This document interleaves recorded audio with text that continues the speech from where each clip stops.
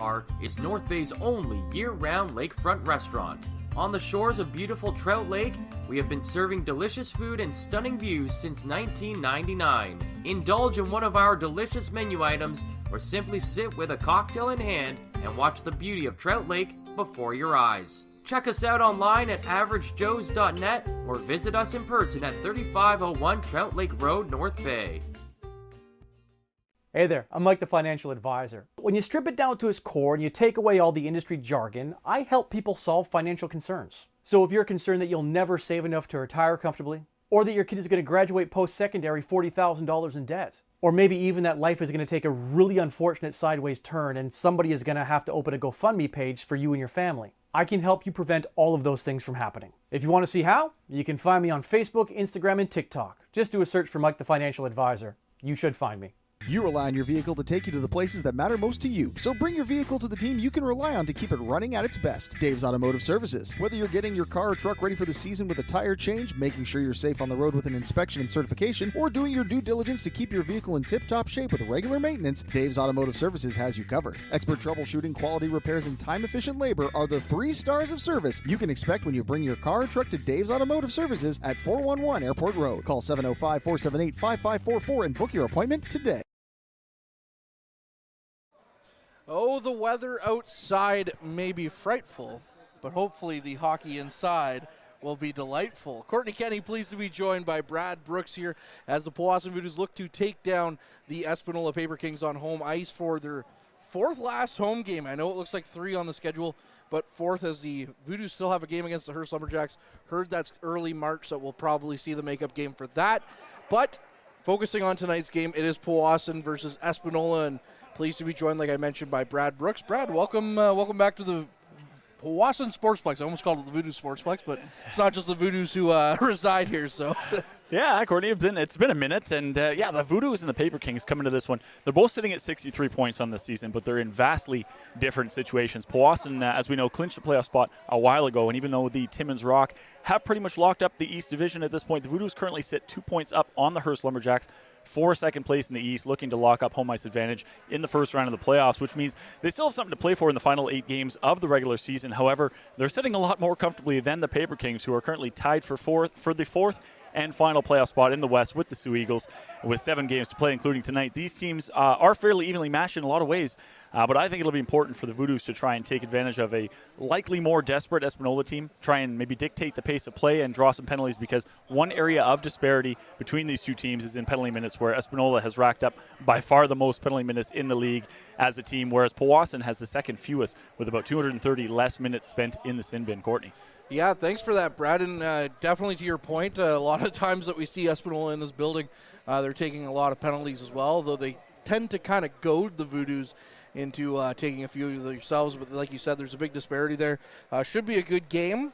We do have a pregame ceremony, as they'll be honoring the overage players here in Powassan as well, with the jersey ceremony, and then a special surprise guest from last year's team will be dropping the puck here this evening as well, so that should be exciting.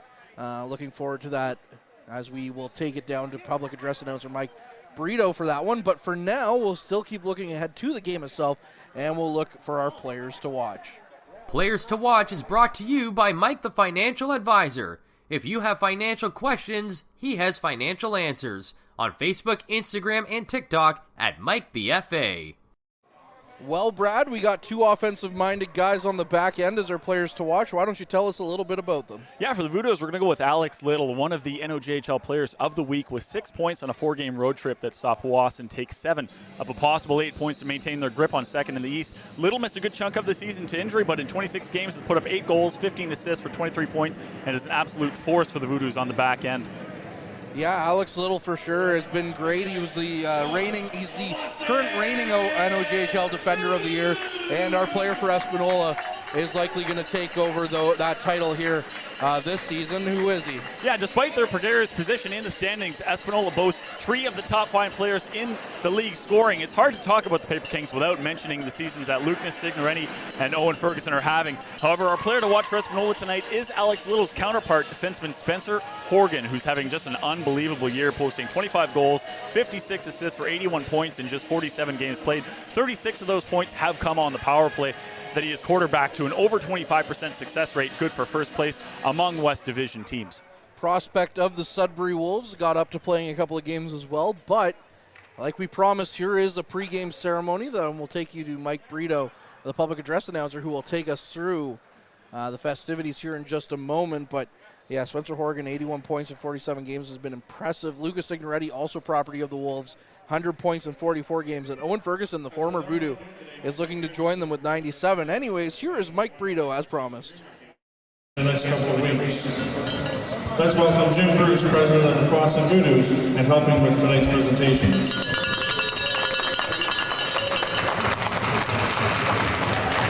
On defense, from Kingston, Ontario, welcome number 4, Alex Keyes! Alex joined us early in the season in a trade with the Aurora Tigers and have been a big part of the Voodoos blue line, as well as being named an NLJHL East All-Star.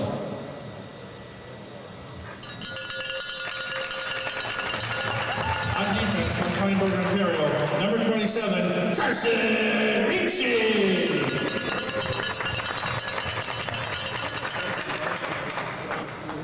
Carson has spent 3 strong seasons with the Voodoos and will be playing NCAA Division III hockey after going to State University next fall.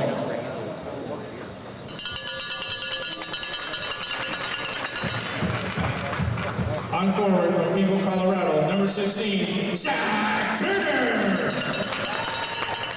Zach joined the Voodoos in the offseason in a trade with the Bighorns, NA3HL in the U.S. Zach has been on Coach Goulet's radar for a while, and the Voodoos are also glad the power forward made the decision to play in Powassan.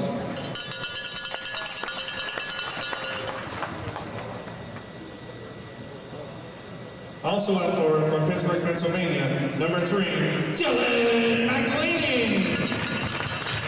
Dylan joined the Voodoos in the fall after a trade with Johnstown of the NAHL in the U.S.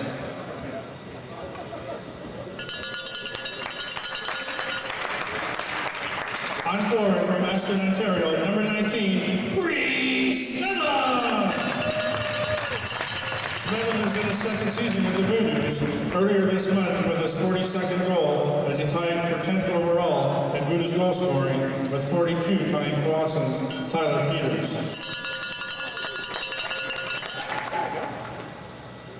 On forward from Colchester, Ontario, number 11, Tucker Shields!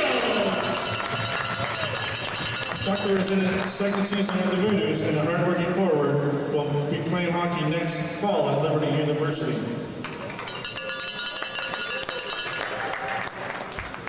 Also on forward, from a far distance from Callander, Ontario, number 20, Cameron Lemke!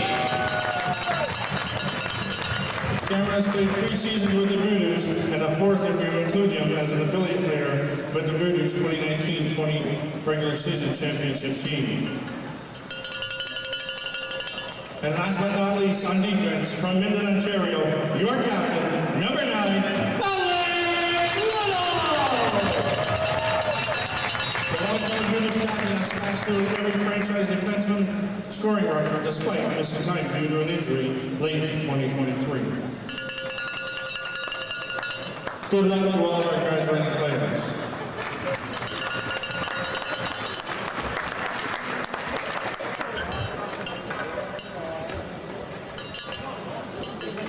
We would like to invite former Voodoo star forward Thomas Gadget to center ice. Thomas now plays NCAA Division III hockey with Dubuque University. Coach Peter Goulet and the Voodoos are humbled that the Hopkins, Minnesota native wanted to come back and visit his former junior coach's teammates. We ask Espanola captain Liam McDonald and Voodoos captain Alex Little to join us at center ice.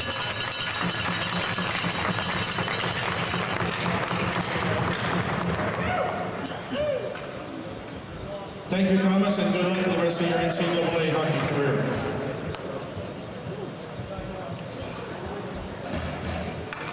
We ask you to rise if able and remove your hats and join Tim Scarrow for the singing of the American and Canadian national anthems.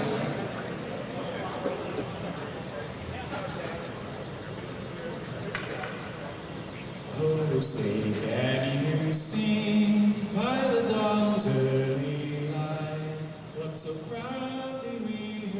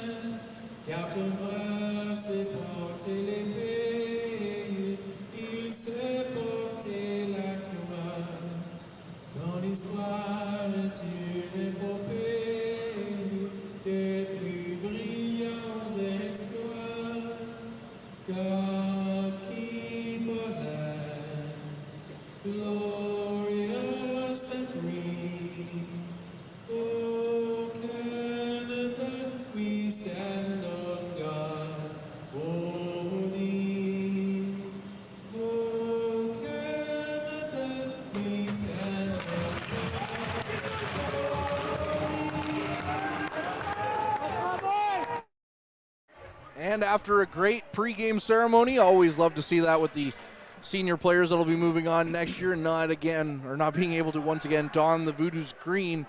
And you get to say goodbye to a couple of them, like Alex Little, who's been here a couple of years. Cameron Lemke's been here for 4 years, if you count his affiliate season in 2019-20. But moving forward, we will think about this game, and that is the Powassan Voodoos versus the Espanola Paper Kings. In net, we have a great matchup here this evening. Brad, I'll let you start. In net for Espanola, another prospect of the Sudbury Wolves. Yeah, Andrew Galton getting his, looks like 24th start of the year. He's 14-7 with a .289 goals against average, .925 save percentage, and has played pretty well against the Voodoos every time he's faced them this year. He has, and then the other Cajun man who's undefeated in regulation.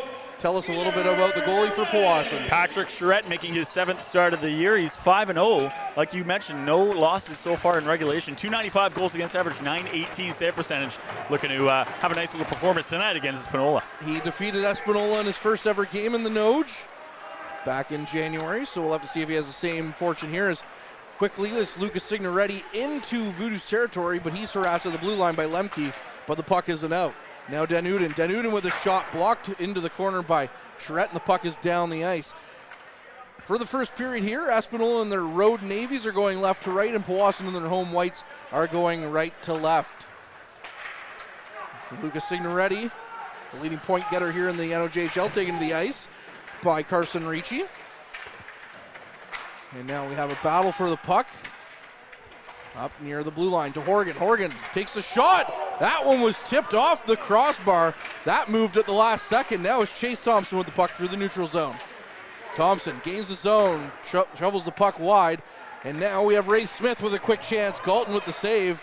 And we'll get our first taste of the all-battalion line here on home ice, as it's Chase Thompson, Caleb Dawson, and Ray Smith, all prospects of the North Bay Battalion. Always exciting to see it when an affiliate team like this can bring up so many players to the next level. Thompson tried to knock the puck out of the air, but he couldn't. Now it's to Ferguson. Going the other way, the puck is knocked out of play by Dawson, and we'll get a stoppage here, and that line will now go off for a quick change. And you mentioned Signoretti leading the league in points. 100 points in 44 games, good for over 2 points a game, but he went into the boards a little awkwardly on his first shift there and immediately went off. You hate to see someone hurt like that, but hopefully he'll be able to make it back out here. Yeah, it'd be quite a big blow here, as the referees are going to... I mean, it'd be good for Powassan, obviously, to not see too much more of him the rest of the game. But no, even though Charette got the win in his first game, Espanola scored 4 goals. All of them scored by Lucas Signoretti. Yeah, that doesn't surprise me.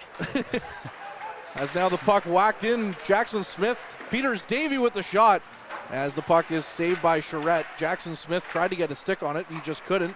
Now he has the puck. First time we've seen him here at the Sportsplex in some time, as he dealt with an injury. Reese Smetham down the ice for McElhaney to chase after. McElhaney will now have his Voodoos jersey to go up alongside his Timmins Rock jersey, where him and Ryan Patrick work out in Pittsburgh. There's a bit of a sore spot from Ryan Patrick, having to look at that Rock jersey he told us on the podcast about a month or so ago.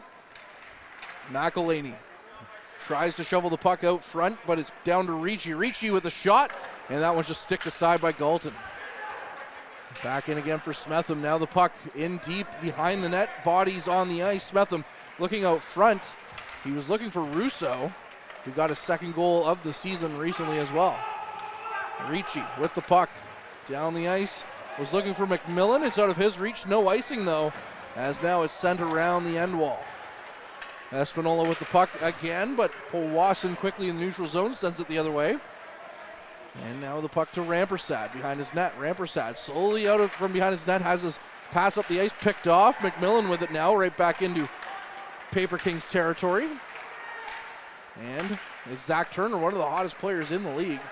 I believe I did the math quickly on the podcast last night. He's got 12 goals in his last 12 games, or something around that number. Either way, he's been one of the hottest players in the league. Red hot right now, yeah. What a great couple of shifts for Powassan, the third and the fourth line especially. Just hemming the Espanola Paper Kings in their own zone here and not letting them really get out of their zone, let alone establish much pressure against Powassan in their own zone. Yeah, Powassan, after looking shaky on that first little go-around, now has had most of the possession for, well, we're just 2 minutes and 55 seconds into this game. Ryan Patrick in for the draw, wins it back. No one was there though. Signoretti tried to throw the puck out front, and it comes all the way out to the line and out. Now Turner checking up, took a stick up high. Good thing there's a cage there. No call coming on that one though, however, as Espanola still has the puck. Danuden, another former Voodoo, shovels the puck in, and now there's a big hit on the near side to Turner. Turner just taking all sorts of abuse here on this shift. The rough stuff begins already. Danuden and Turner going at it. McLean to Case. Case, nice pass up the ice. Was looking for Turner, and it was just out of his reach, but no icing will be called on that. Now Turner throws his weight around as well in the far side. Turner was tired at the end of his shift there, just couldn't catch up to that puck, but I think he took a bad line to it, but made up for it with a great hit in the Espanola end and then got off. Can't complain with that. If you're not going to get a breakaway, you might as well throw your weight. That's it. Especially after getting beaten up a little bit on that shift. Now it's Little, the captain. Little's pass out front was for Smith. Smith had it off his skate, and the puck right back into the neutral zone and sent down. Lemke in tight for Little. Little goes back around. Back to Lemke, however, is McDonald from the point, sent on net, kicked aside by Charette.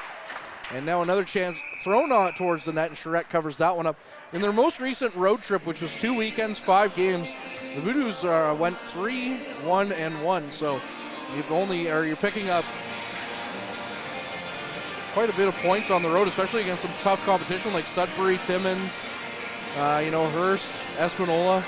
Those are points you got to have too, especially when Hearst is right on Powassan's heels for second in the standings, and likely a first-round matchup with Hearst coming up. So you want home ice advantage. Yeah, very convincing win for the Voodoos, 7-2 over the Lumberjacks in Hearst.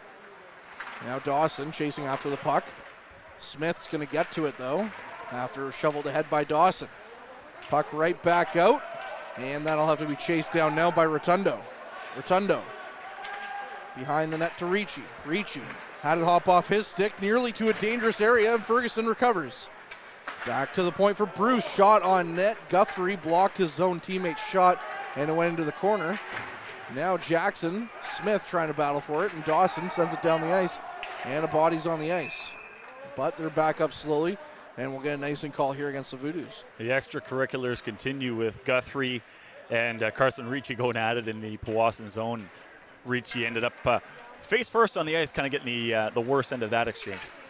He did.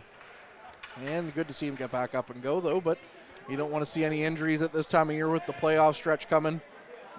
Especially, as you mentioned, likely playing Hearst. You don't want to give them an edge. Definitely not.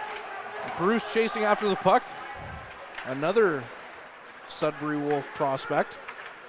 Rotundo. It's always fun when you see some affiliate teams go at it like this. Absolutely. Up the ice for Smith. The puck hopped over his stick. Bruce is going to knock it away from Smith. And out through the neutral zone goes Espanola. Booth with the shot. That one went wide of the net. And he's going to recover the puck and send it near side to Signoretti. Signoretti walks out, takes a shot. He threw that one wide. And the shot was so hard off the boards, it comes out to the neutral zone. McElhaney out front for Smetham. Oh, and Smetham had a line on the net, but he was just a hair offside. Great pass by McElhaney to find Smetham streaking, and he was gone. That was a breakaway, but just a half a step offside. And now McLean is going to be in the box. So we'll get a penalty here against the Voodoos, so now they'll have to kill off a penalty. I missed what the call is, so we'll have to wait for the announcement here in the arena. Okay, I was going to say I wasn't even sure that he was offside. He didn't look offside, but that's what it was. It was the called penalty. Okay, we'll give the linesman the benefit of the doubt for now. Yeah. Signoretti walks in, takes a shot, blocked by Lemke in a spot that you don't want to block the puck, and he is laboring. Now walking out, Guthrie, big save there by Charette. Oregon, that's going to be another penalty here. That's going back door. How did they not score there?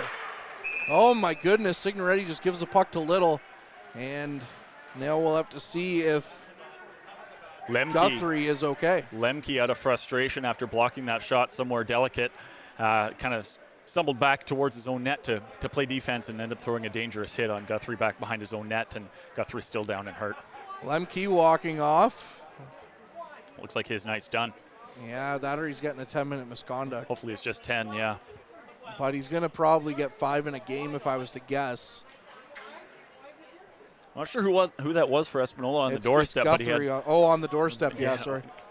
Entirely open net and somehow tapped the pass right through the crease and out the other side. Yeah, it is 5 minutes on the board. Oh, okay. So, yeah, 5 in a game, I'm guessing, for Lemke.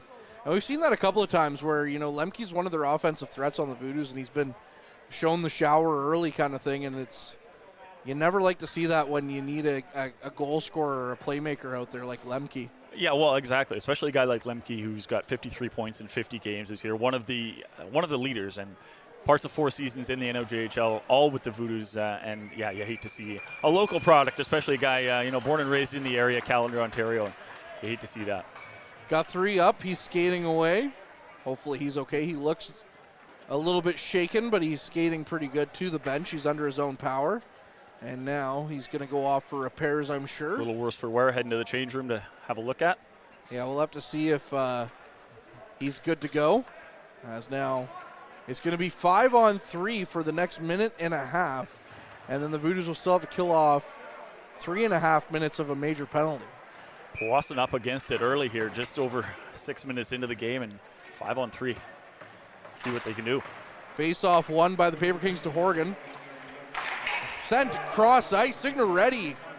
Wow, that puck got all of the iron as it just bounced right back towards Signoretti. Another chance for Signoretti. Fans on the shot, and he recovers. Now in tight for Ferguson. Ferguson goes cross ice, and the Voodoos are able to clear that away, and it'll be a high-sticking call against the Paper Kings as Horgan just goes ahead and plays the puck.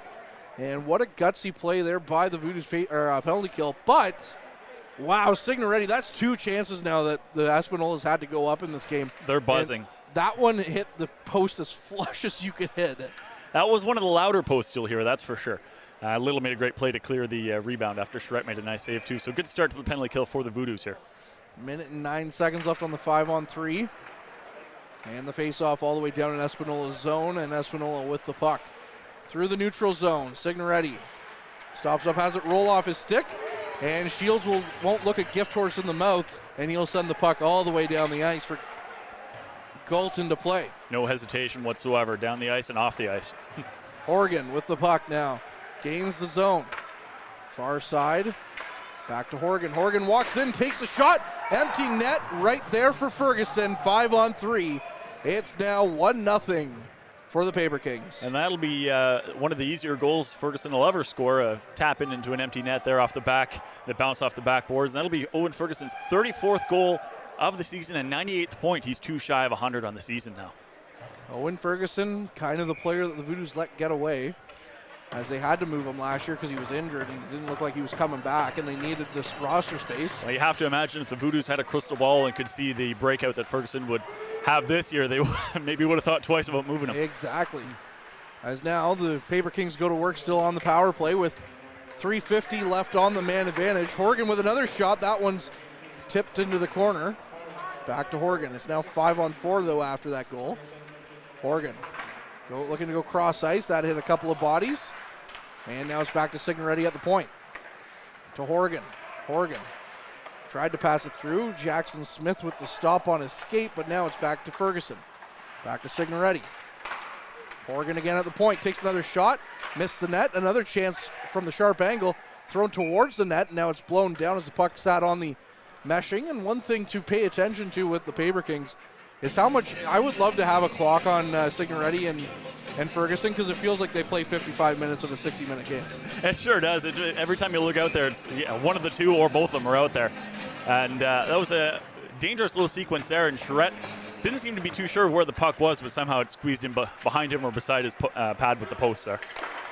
Good little chance there to delay a bit for the Voodoos, as that was Shields, I believe, who sent the puck all the way down the ice, but he waited until the players started to come in on him, so that way he could kill some more time off. Danutin now into Voodoos territory. Gets it back to the point. That was offside, and it is indeed called as offside. You can see the white between the puck and the blue line from here, as we're almost right on top of that blue line. Sure could, and everyone on the ice in a Voodoos uniform played linesman there, and Alex Little put his hand in the air to call it, as well as the linesman, so we'll have a face-off outside the zone here. As now, Paper Kings throw the puck right back in. Danutin battling on the far side with Case. McLean tried to roll the puck down the ice, and it does get out as Shields sends it down the length of the ice. Galton out to play it. 2:40 left on the penalty to Lemke. As now the Paper Kings try to get it out of their zone. And they do, up to Horgan. Horgan gains the zone. Takes a hard hit, gets it to Peters-Davy though. Peters-Davy threw it towards the net. Now Charette out of position. Oh, he had it covered. Yeah, and now the puck comes loose. Espanola recovering. Another chance here. Charette just having to do everything he can to swim in his crease as the Paper Kings are doing a lot of great puck movement, although on the man advantage it does make it a tad bit easier to move the puck around. Another chance blocked there by Turner, and the puck's out of play. So we'll get a stoppage here. 11 minutes left in this first period. 2:05 left on the penalty, and it's 1-0 off Owen Ferguson's 34th of the season. We'll see another change here. Voodoos just trying to keep fresh legs out there, and they're doing everything they can to just sell out in front of their goaltender, Charette, to keep pucks from getting to him. But credit Charette, who's also made a couple of key saves. You keep it to 1-0 or 2-0 here. You've done a great job on a man advantage, and now Signoretti with a shot, Charette with a save. Especially because, you know, the major doesn't disappear if they score, right? So correct. We saw the battalion burned by that a couple of weeks ago against Saginaw. Yeah, if they can limit this to just the one goal against and try and claw out of the one goal deficit, that's definitely beneficial to them going forward here.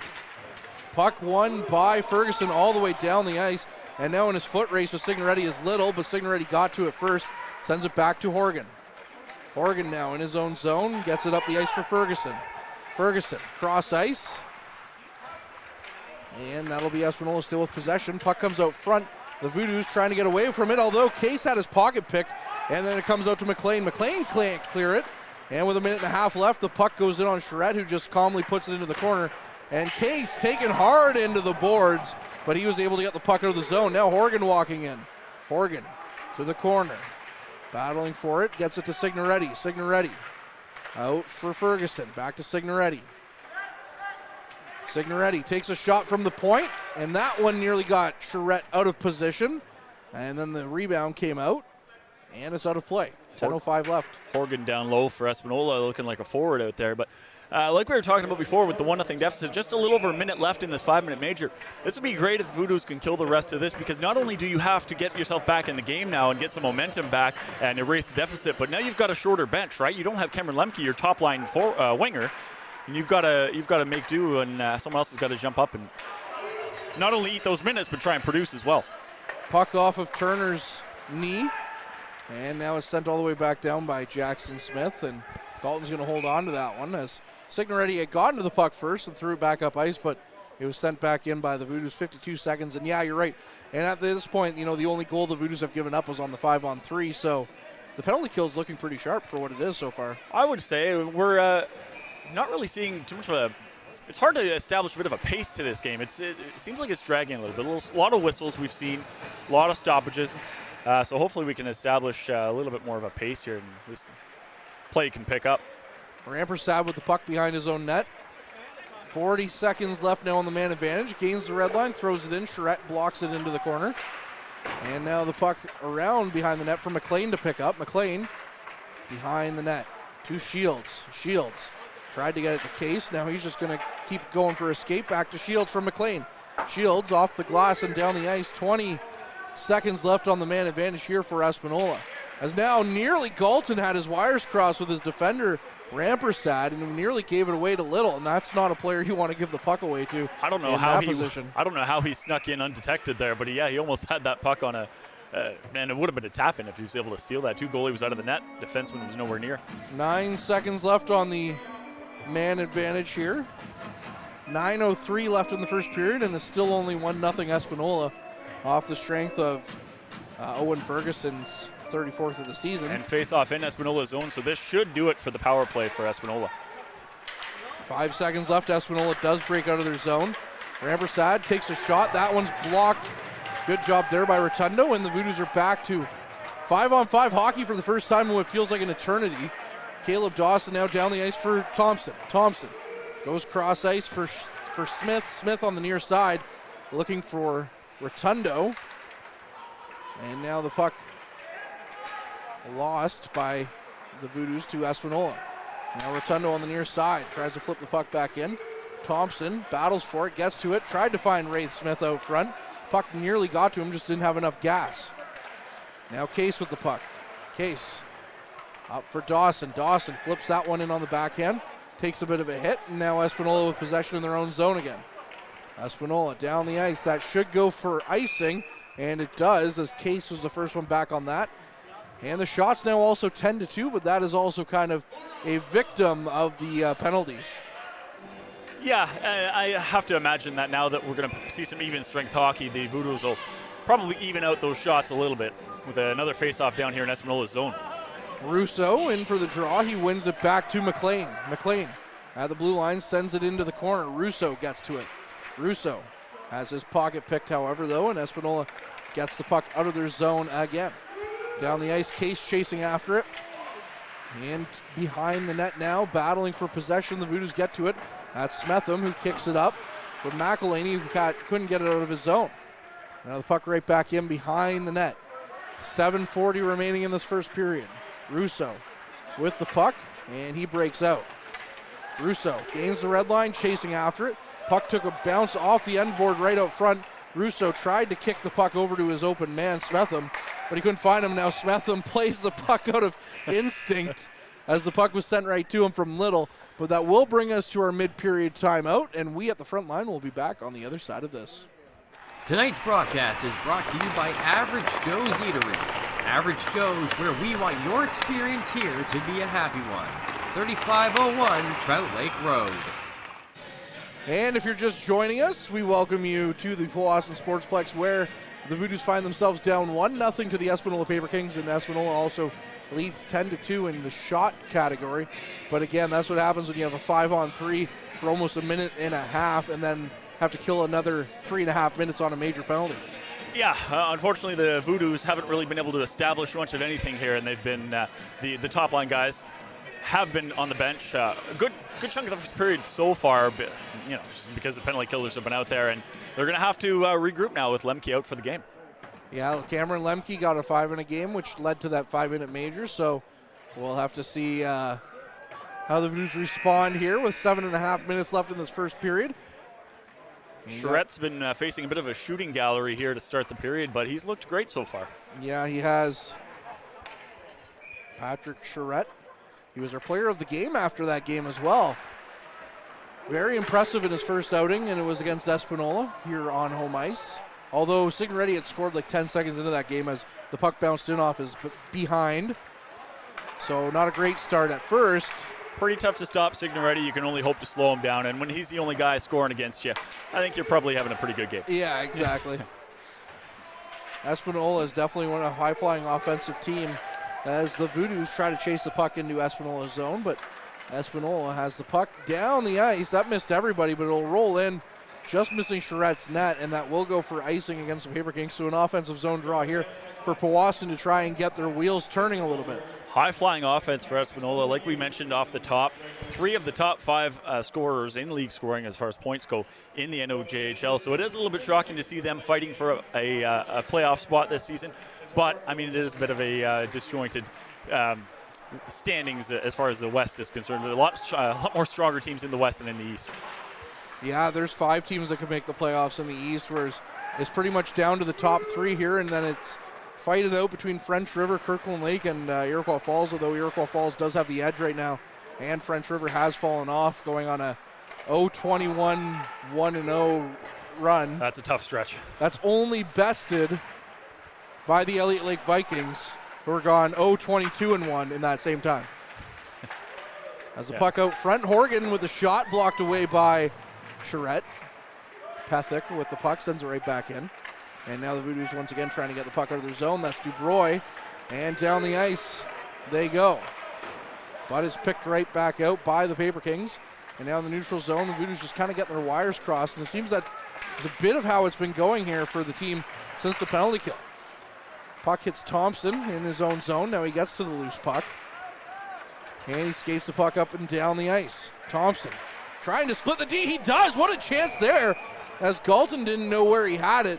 Chase Thompson really making something out of nothing on that play. That looked like a play that was going nowhere, but you're right. He kind of weaved through 3 defenders there and made a chance out of nothing. And Chase Thompson leads this team with 57 points for a reason. That's a guy who is extremely creative, and give him a little bit of space and he'll hurt you.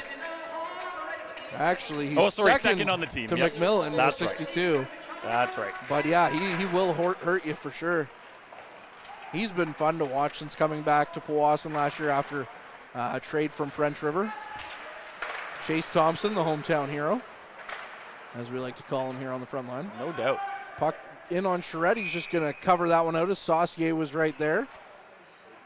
And Chase Thompson, you know, I might get some flack here from a certain general manager of the Voodoos who likes the team that used to be in Minnesota, is now in Dallas, who wears green as well, where Mario Lemieux might have kind of weaved his way through a couple of North Stars defenders back in the day. For his first ever goal? Is that the one you're talking about? No, it was in the playoffs, I thought, against the North Stars. I could be wrong. I'm sure he scored a few goals against the North Stars. I'm sure a lot of people scored a few goals against the North Stars. Yeah, they had a few rough seasons. Russo sends the puck in from the red line. Chris had the chance to go see the Stars lose to the Senators last week, and he gave me a list of all the games he's been to in his life between the North Stars and Stars franchise. He has yet to see a win out of like 10 games. It's all been ties or losses. So he's the bad luck charm. Yeah, that's exactly it. I mean, at least his team's won a cup in his lifetime, I guess. But as the puck rolls in, on Charette's going to cover that one up. If he wants to see his team win, he should just not go, I guess. That's basically what it's coming down to. But yeah, I mean, as a big Eddie Belfour fan, I guess, you know, he got to see his team win the cup controversially against the Buffalo Sabres. That's right, too. That's right. Back in the day. The whole Brett Hull incident. Yeah. Back to McDonald at the point. His shot just fanned on that. Now as we see Smith out there with McMillan and Patrick, as Lemke is out of the lineup, so somebody will have to take a turn with these two. And it's Ray Smith's turn. Smith taking it into the boards. Lost his stick in the process. And now it's down the ice for Little. Little had it but couldn't get it past his bench. Now Smith with it as the puck came in off the pad of Charette. Guthrie. Good to see him back out on the ice. Patrick with the puck. Goes around behind the net to Smith. Smith couldn't quite get any air under that one as the puck is stuck in Voodoo's territory and now is sent down the ice. But that should go. No, it just missed Galton's net, so that will go for icing against the Voodoos here with 3:59 left in the first period. One of the slower periods we've seen for sure. A lot of whistles, a lot of icings and offsides, and hopefully pace will pick up in the second period. But this is a game that was supposed to potentially not even going to happen. There was talk of it being postponed because of the weather. It was about 9 degrees this morning and dropped to about minus 15 or so this afternoon, a difference of over 20 degrees in a matter of hours. So with that combined with the snow that rolled in, there was some talk that this game wouldn't even happen tonight. Quick whistle there, and looks like it's going to be a penalty for slashing. It'll just be who is it called against. It is called against Espanola. As we mentioned, we weren't sure if this game will be played. What a wild couple of days for weather in the North Bay area, too. Yeah. But as another game that's just been canceled, which is the Hearst Lumberjacks game a couple of weeks ago against the Voodoos, I've heard, I believe March 13th was the day I was told for that remake. We'll get confirmation here for you and let you know. Smith at the point, takes the shot. Galton with the save as two potential OHL rivals meet up there with a shot and a save. I thought I had March 6th. March 6th was the makeup date for that game there. That could be next Wednesday. Oh. 5th. Now we're being told the 5th. Now we're being told wrong things by the general manager of the team. Wouldn't be the first time, Chris. No. Thanks, Chris. Yeah. Smith with the puck. Turns around. He's knocked to the ice, though.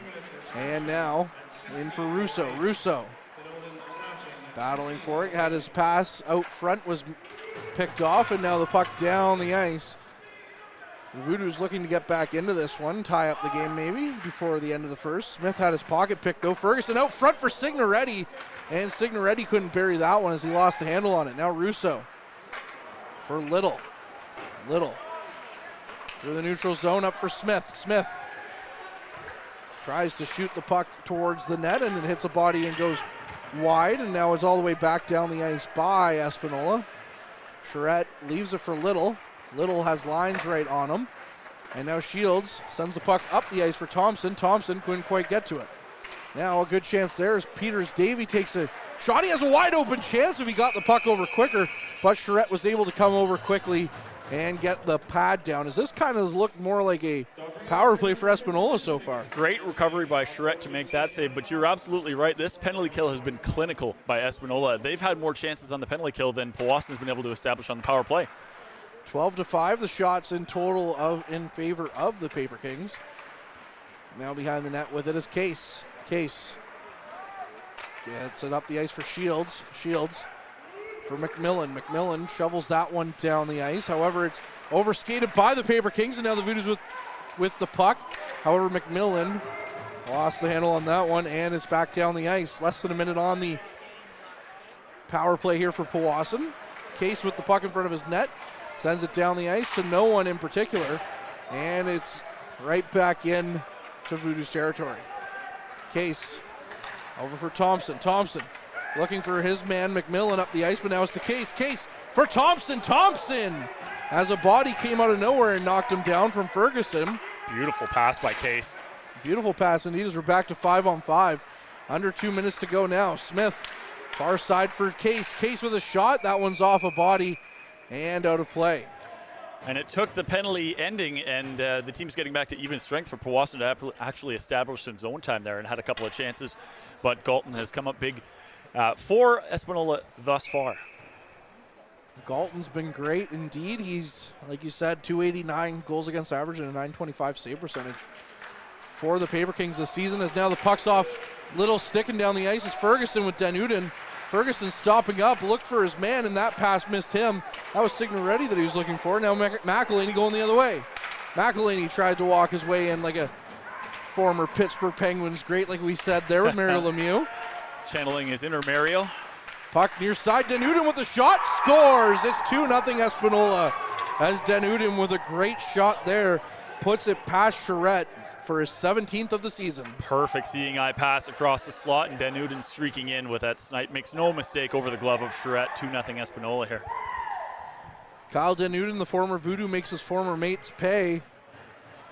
And now we'll have to see if the Voodoos are able to counter here with 1:15 left in the first. Or they might get quite the talking to in between the periods to come out and reset. I'm thinking that's what's coming. They've looked a little lost ever since that early penalty to Cameron Lemke, and they've just had trouble really finding their footing at this point and establishing anything offensively. Yeah, like we said, it's not that penalty against Lemke is we're going to get an icing call here against Espanola. That penalty against Lemke, like I mentioned at the time, he's one of your best offensive weapons, and now to not have him for the rest of the game is very tough for the Voodoos. Well, how do you replace that, right? Who jumps up to that top line to, any number of Voodoos players can. They have a lot of depth, but it's still something, you don't want to lose a player of that caliber that early in a game. Another 2-on-1 here for the Paper Kings. Big save there by Charette on a save that he had to make at this time in the period after just recently going down 2-0. Horgan with the puck, tried to flip it back in, but the puck's still here in the neutral zone as McLean and Horgan collide. And now Smetham chasing after it, but the puck comes out to the neutral zone. Espanola with possession, 35 seconds left here this period. Looks out front, was looking for his man, but the pass was picked off by Powassan. Shields gets it to Little, 25 seconds left on the clock here for Powassan to make something happen before the end of the period. Case sends the puck down the ice, Dawson gets to it, Dawson sends it right down in deep for Galton. 15 seconds left here. Back out front. Smith looks to get a shot away. He does. Galton with the save. And now we're going to have a penalty called as well as the line for the referee, or arm for the referee went up, and it's going to be a hooking call with 7.9 seconds remaining here in this period. Is it against Espanola? I believe so, as it looks like it is going to be against the Paper Kings for hooking. It'll be Powassan's second power play of the game. They'll go back to the power play with just 7 seconds left in the first period here. So the bulk of this power play will take place to start the second, obviously. But Powassan will look to get a jump back, try and get back into this game to start the second. Aiden Pethick in the box for hooking. And Russo here for the draw. We'll have to see if and that's going to pretty much end that as the puck comes out of the zone. Too clean on the faceoff win. Yeah. A little with the puck, and that'll be it. But we'll have to see if Powassan's second attempt at a power play is better than their first. And when we come back here in the second period. But before we do so, Brad, just your final thoughts on the first period. Well, I think mentally the Voodoos took a bit of a hit early on with that 5-minute major and game misconduct to Lemke. They gave up a couple goals in this period, so look for them to get a stern talking to in the intermission and come out flying in the second to start the second with the power play. Indeed for the Voodoos, you're still very much in a positioning situation when it comes to the playoffs, so you still have something to play for. This is something I brought up to, assistant coach Josh Hardiman and head coach Peter Goulet. How do you keep the guys motivated through the dog days of the season here as we're getting closer to the end? But we'll have to see if they're able to come out flying in that second period. He's Brad, cameraman Mike, Harrison also with our socials. I'm Courtney Kenny, and we'll be back on the other side of this first intermission. Meals are a special time for families to gather, share their day, and spend quality time together. Those dinners are made extra special when you add tropical produce found in the markets and grocery stores that carry La Huerta imports. La Huerta knows the importance of family, so they know which quality products make the best quality meals for your customers, whether it be Mexican Hass avocados, Brazilian figs, Ecuadorian red dragon fruit, or something just as exotic and special. To get your supply of the best tropical produce at competitive prices with brands buyers trust, contact La Huerta Imports at 705-752-1478.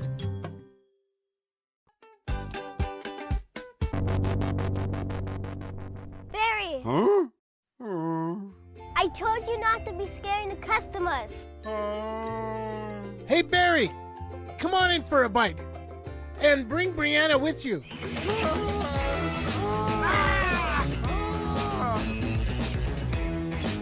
For only 2 minutes up the hill, where you're only a stranger once.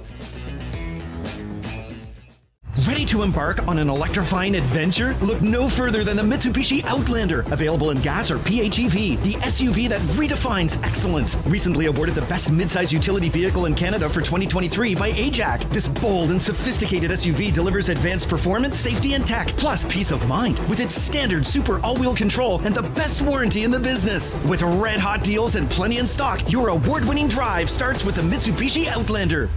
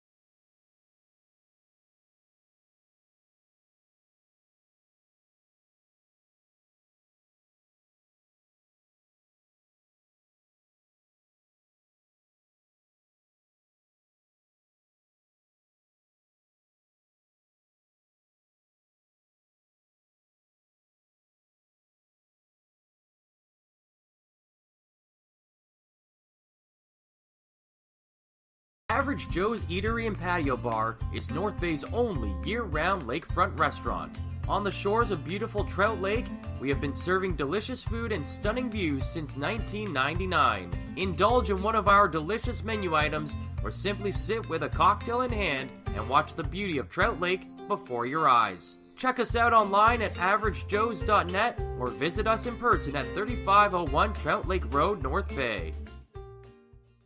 Hey there, I'm Mike the Financial Advisor. When you strip it down to its core and you take away all the industry jargon, I help people solve financial concerns. So if you're concerned that you'll never save enough to retire comfortably, or that your kid is going to graduate post-secondary $40,000 in debt, or maybe even that life is going to take a really unfortunate sideways turn and somebody is going to have to open a GoFundMe page for you and your family, I can help you prevent all of those things from happening. If you want to see how, you can find me on Facebook, Instagram, and TikTok. Just do a search for Mike the Financial Advisor. You should find me.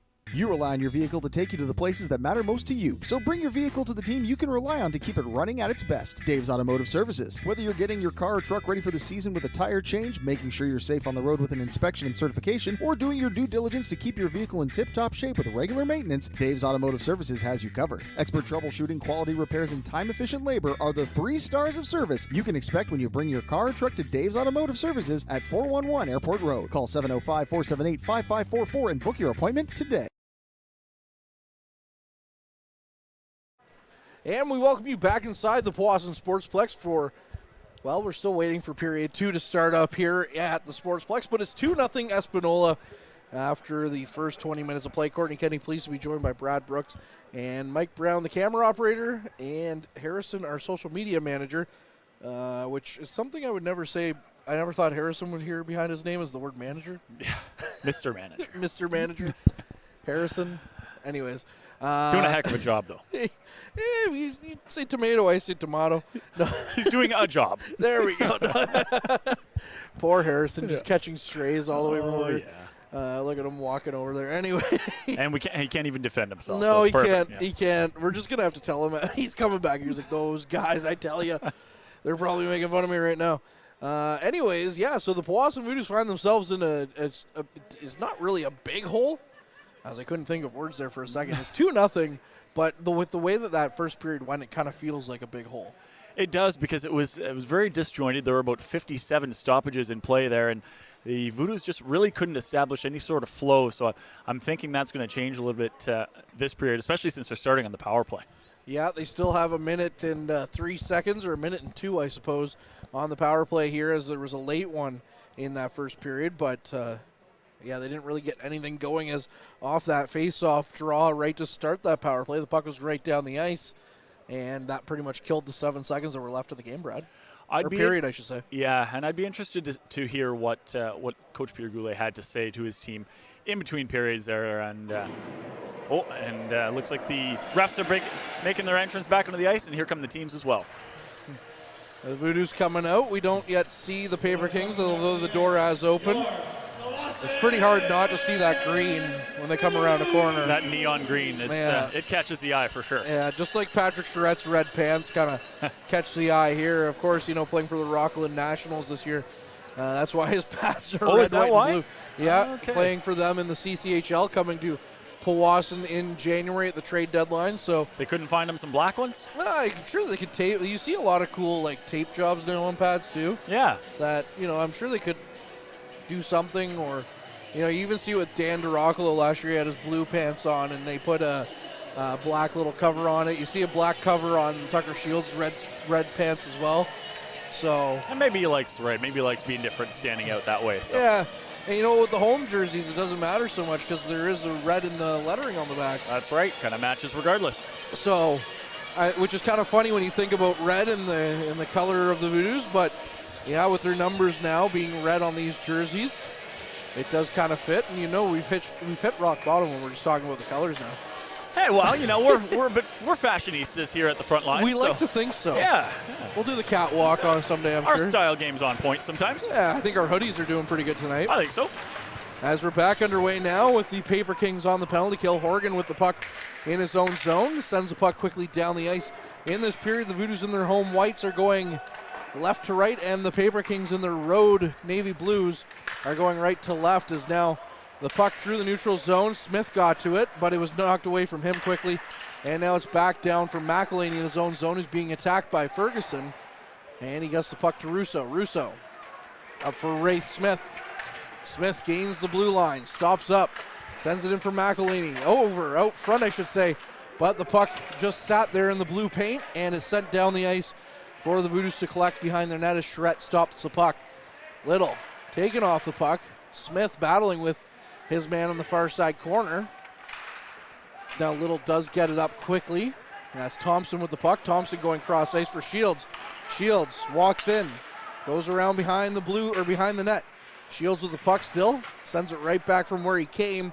And now the Paper Kings are going to be able to get the puck out. No, Ray Smith with a good keep there. And he sends it right back in, although not very far. And it's dumped out. Smith with the puck over to Case. It's a long shift for those Espanola penalty killers, though. It is. Shields taken down. And the puck is still recouped by Smith in the offensive zone as he gets it around for McMillan. McMillan walks the line, gets it back to Case. Case fired the puck. It didn't go out, and now it does come out by the Paper Kings and sent down the ice to Charette. Charette behind his net plays it, although given away to Peters Davey. Peters Davey with a chance behind the net as he couldn't get a good handle on that puck, and that'll kill some more valuable time. As now the Paper Kings, both times on the penalty kill, have gotten a lot of offensive zone looks. There's another chance kicked aside by Charette as we're back to 5-on-5 hockey. 2 minutes gone here in this second period. Paper Kings up 2-0 as McMillan with the puck on the near side half wall. Sends it down the ice to Smetham. Smetham gets it into Paper Kings territory. Now he's in a foot race with Bruce. Smetham battling with Russo. Kept in. No. Little called offside, as that was a very bang-bang play there. And now we'll get a stoppage here with the Voodoos still looking to get a goal. Voodoos avoided disaster there. Patrick Charette went to play the puck behind his own net and ended up shooting it off the side of his own net, and it bounced to the Espanola player who almost had a chance on net there, but Charette was able to recover and get back into his net in time. Yeah, we've seen a couple of issues with both goalies playing the puck in this one. We'll have to see if they kind of smarten up here as the game goes on, or it might create some more chances.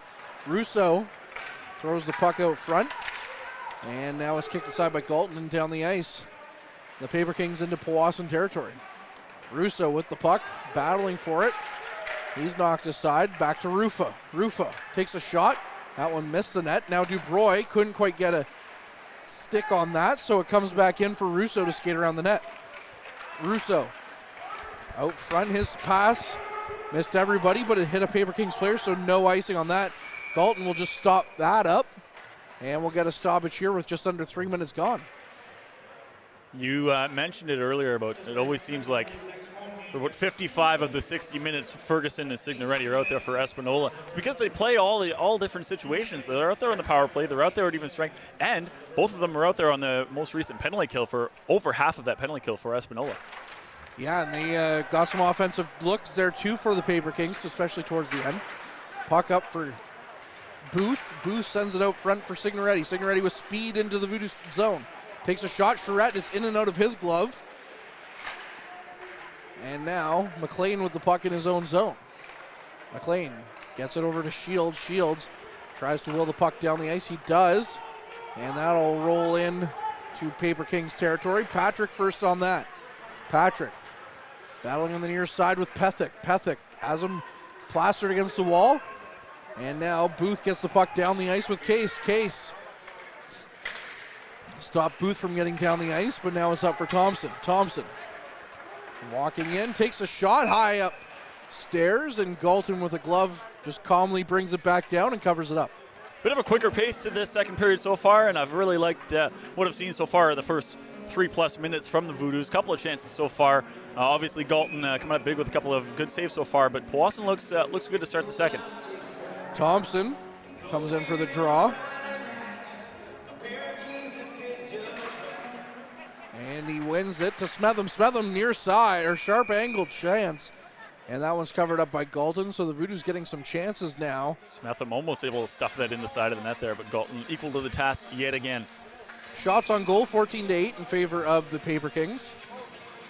Ferguson and Thompson meet for the draw. It's now back to McElhaney. McElhaney misplayed the puck, so now it's down the ice, and Rotundo battling with Peters Davey. McElhaney got to it, tried to shovel it back out, but it's right back in for Rotundo. Rotundo looking for McElhaney, who tried to bat it out of the air and out, but it misses everyone, and Rampersad kept it in. Now Thompson looks down for Smetham. Smetham goes through the neutral zone as now a couple of bodies collide, and Peters Davey walks in, takes a shot. That one's high and over the net. Back out to the point. Near side, Rampersad now back out front. Was looking for Booth. Booth was nearly taken off the puck by Smetham, but he still got the puck in deep. Booth with possession. Down the ice, is past the blue line, and that'll go for icing against the Paper Kings, although the Espanola bench are a little bit in protest on that one. But it looks like the Voodoos will get another offensive zone draw here. The one thing that I have seen so far from Powassan and that I'd like to see them clean up is their transition game. When they make a stop in the defensive zone and gain possession of the puck back, it seems like they're having a hard time breaking out, and those passes through the neutral zone just aren't connecting yet. Yeah, a little bit disjointed for sure. Puck sent around and out of the Paper Kings zone. Now Guthrie with it in Powassan territory.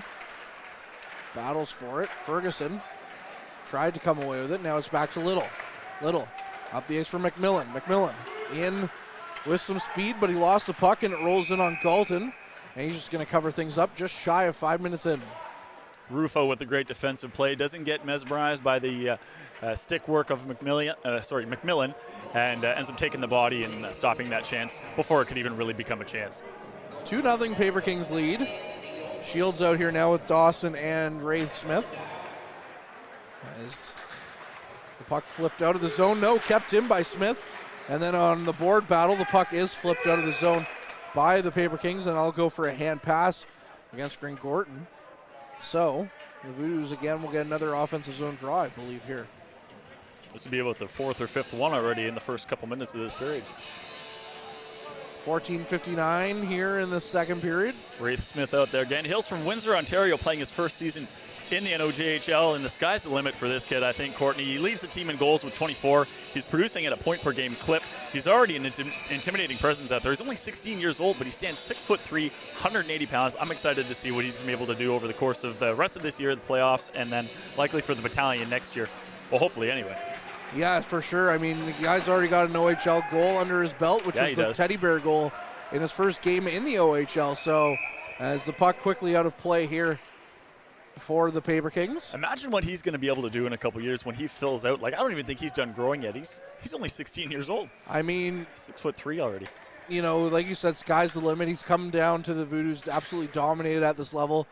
He's well liked from all accounts here in Powassan. He's well liked in North Bay as well. So he's not, you know, you usually see him at the rink too, standing by the side of the Memorial Gardens rink there, watching his future teammates take on other teams, and you can tell he just wants to be a part of it so bad. And friend of the front line as well, as his father Cam is friend of the front line and has to be proud of what Wraith has kind of done this year, as well as the immense opportunity ahead of him going into next year, playing hockey here in Northern Ontario. Really excited to watch him and watch his growth. And again, it's not very often you see a 16-year-old in his 16-year-old year lead a team in Junior A in his first year. Wraith Smith with a shot there.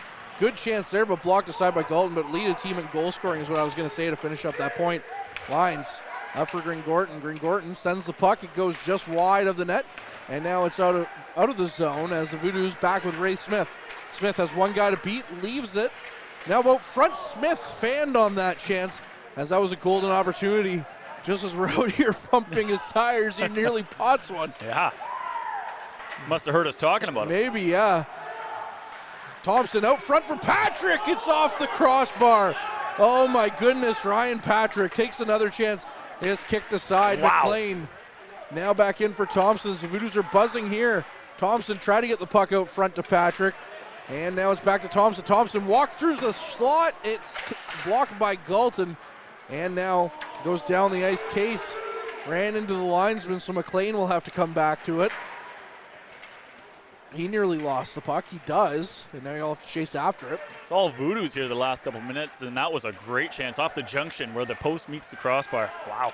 Dubroy in, tight, Patrick! Oh, he had a wide open net, and he put it right on Galton's pad. He had an entire 6x4, and he shot it right at Galton, who was beside the net. Oh, my goodness. He wants that one back for sure. He's going to see that one in his nightmares for sure. Oh, he's losing sleep tonight for sure. Wow. Oh, it was just like the one in the first period for Espanola where they put it through the blue paint. Ryan Patrick was riding him and Dylan McElhaney were both riding a 10-game goalless streak until the road trip up north. Speaking of McElhaney now, tries to will his way to the front of the net. Both of them scored up north, though, so you got to think that both guys are playing with a lot of confidence right now. And Ryan Patrick that puck hit the glass and made a weird sound off of it. But, yeah, you got to think, Ryan Patrick with 2 golden opportunities there off the iron and then wide open net, but gave it right to Galton. No one's going to be harder on him than himself on that one. Yeah. Russo leaves it for Rotundo. Rotundo from a sharp angle is out front, crashing the net, the Voodoos. That was Russo, but the puck is held onto by Galton, as now Powassan has brought it close on the shot category as well. 14-12. At one point, it was 14-8 in this period. Yeah, like I said, it's been all Voodoos the last couple minutes. Russo had a good chance there, but gets shoved into the goalie. But yeah, they're pressing, and you have to imagine if they keep this up, it won't be long until they're able to get one.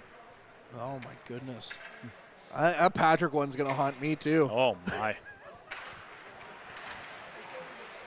And now battle off the draw, gets to Shields. Shields in the corner. Shields loses the puck, but it's out front. McMillan gets to it. McMillan with another chance. Back for the rebound for Shields. Is kicked away by Galton. Shields couldn't get the secondary chance on net. As now the Paper Kings come away with it. Booth down the ice. Walks in, leaves the puck. And now it's Turner up the ice for McMillan. McMillan has one to beat. It's a 3-on-1 for Powassan. McMillan cross ice. Oh! Ricci missed a wide open net again. As now Powassan are really humming here. As that was a great play there by McMillan to find Ricci, who just missed the wide open cage. Powassan dominating, but can't buy one. Oh.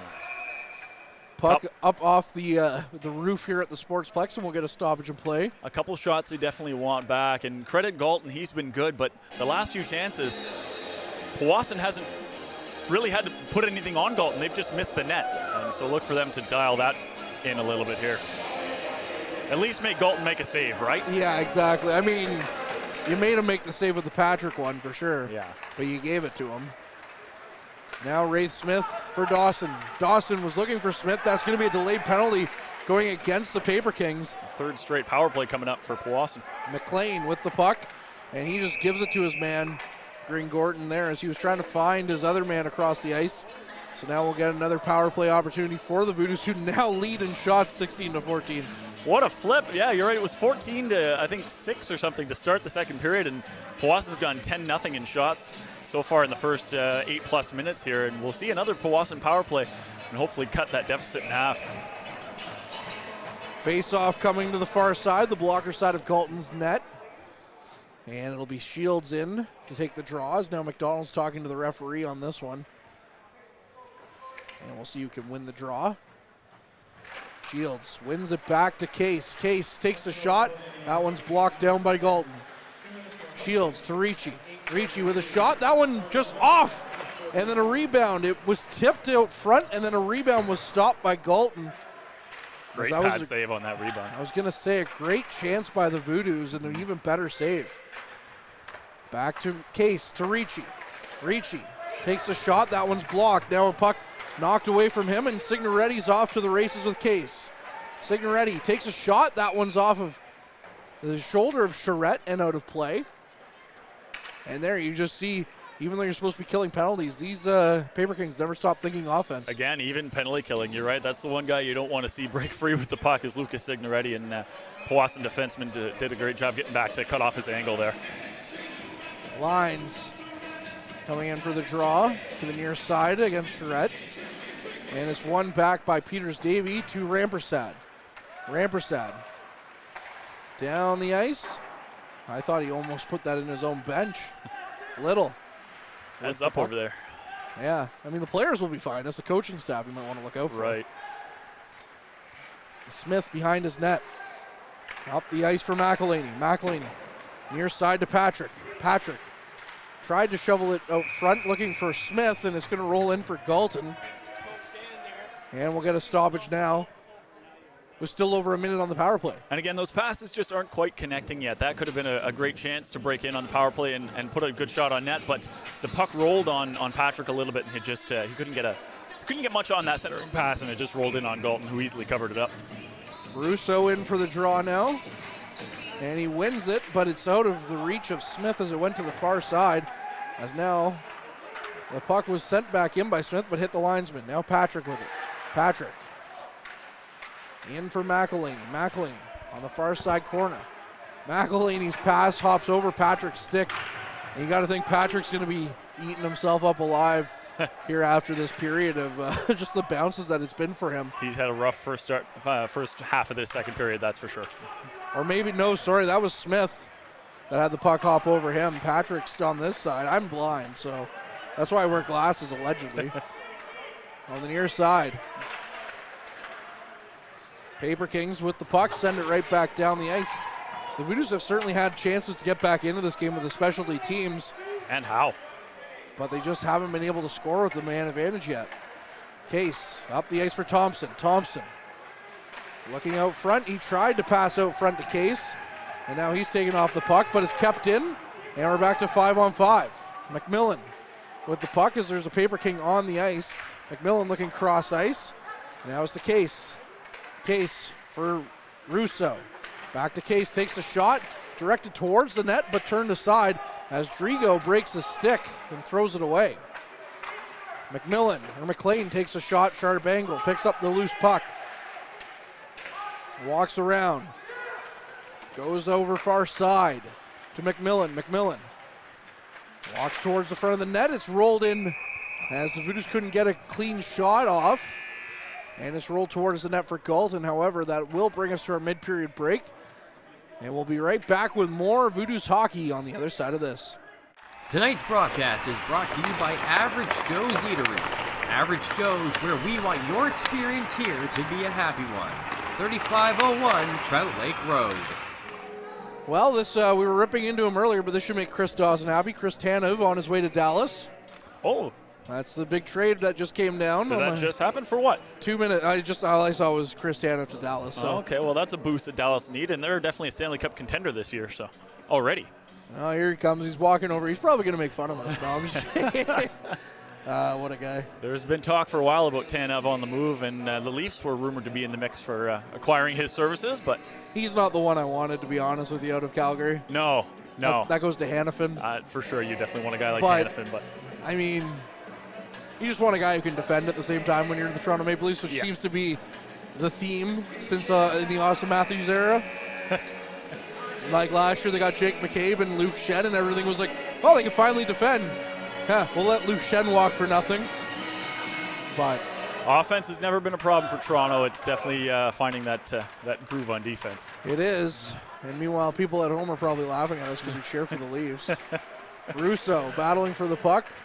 As Dubroy now comes in for it. Out front was looking for Patrick. And a good play there just knocks that one aside for Horgan. Now, Drigo with a chance. Couldn't get the puck on his stick. And Patrick with it once again. Patrick tried to shovel it out. It's picked off by the Paper Kings. And now near side with Rotundo. Rotundo flips the puck down the ice. Russo with it. Out for Dubroy. Dubroy walks in, takes the shot. Glove saved by Galton on that one, as he made a big reach for that one. Almost 12 minutes gone. Still 2-0 here for Espanola. Yeah, Galton saw that one all the way. Dubroy was forced to shoot it from basically the top of the circle with no traffic in front. So easy glove save for Galton. And you have to credit this Espanola team defensively. They've been so solid in their own zone, getting sticks in passing lanes, and Voodoos have done a great job of getting offensive zone time, but they can't get those passes, those cross-ice passes, because the sticks are always in the way. Back underway here. It looks like Espanola is probably going to get called for icing, and they are. So another offensive zone draw here for Powassan. And that'll be with 7:55 left. You'd like to see the Voodoos get another offensive zone draw, but at some point, if you're Powassan, these offensive zone draws, this offensive zone time, all the pings off the crossbar, all the wide open nets, you got to bury one at some point. You have to, and there's been so much zone time and a lot of shots, a lot of chances, a lot of great passes, but I mean, things just aren't going in. They've missed the net a couple times, so they've hit posts. So the chances are there. Kind of reminds me of the game I think you did with Matt Suckerman with the Timmins Rock a couple of weeks ago. Oh my, yeah, Powassan could have had about 10 goals that game. Yeah, if you count all the goals in which they hit iron. 7 or 8 posts? Yeah, exactly. Ridiculous. Out front, Booth with the shot. That one might have gotten a piece of charrette. And it's just it was over the net. Now Signoretti once again with possession, looking out front for Booth. But he runs into Thompson. And Thompson pushes him into the corner. Now sent back out. Behind the net. Wraith Smith with the puck. And Smith skates it down through the neutral zone. Smith tried to bounce the puck past Rampersad, nearly did. What a pretty play that would have been. Yeah. A little flick to himself. Now, far side. Thompson. Back to Little. Back to Thompson. Out for Little. Little was looking for the one-timer. Good backhanded chance by Thompson in front of the net. But it was saved by Galton. Now Smith battling for it on the near side. Comes away with the puck. Smith thought about the Michigan there. They are getting creative. That would have been pretty. A couple of almost highlight reel plays there by Wraith Smith. Well, they got to try something because nothing's working so far in the offensive zone. Oh, is that going to be a penalty? No, well, I don't know, but I don't think so. As Wraith Smith just got a piece of that one and just threw it right up into the meshing on that. Yeah. Near side now, the Voodoos will have a defensive zone draw. As you said, they were just trying to get a little bit pretty on that one. Yeah. A couple of them could have, if they had worked, easily the highlights of the night. Wraith Smith with the puck. Now it's Russo who gets to it. Russo sends it in. And the Voodoos will have to chase the puck again as Drigo brings it into Powassan territory. Goes cross ice. Turner with the puck. Up for Russo. Russo goes cross ice for Ricci. Ricci walks in, takes a shot. That one just missed far side. Russo battling on the far side half wall. Now Dawson with the puck. Dawson looks for some support. Who to pass it to? Sends it out front, and that'll go for a penalty now. Slashing against the Paper Kings. So the Voodoos will have a man advantage here. And again, we talked about the empty nets. We talked about the irons. Now with the man advantage, at some point you have to convert. 4th straight power play for Powassan now, and we talked about it before the game. This Espanola team is playing a little bit more desperate down the stretch here at the end of the season to try and make the playoffs. You have to establish that zone time and draw those penalties if you're Powassan, like we said, and they're doing a good job of that, but just haven't converted yet. But here's a chance to do just that. Shields wins it to Thompson. Thompson to McLean to Case. Case back to McLean. Back for Thompson now. Thompson tried to find it back to Case, and the puck goes up in the air, but he recovers. Thompson behind the net for McMillan. Back to Thompson on the far side.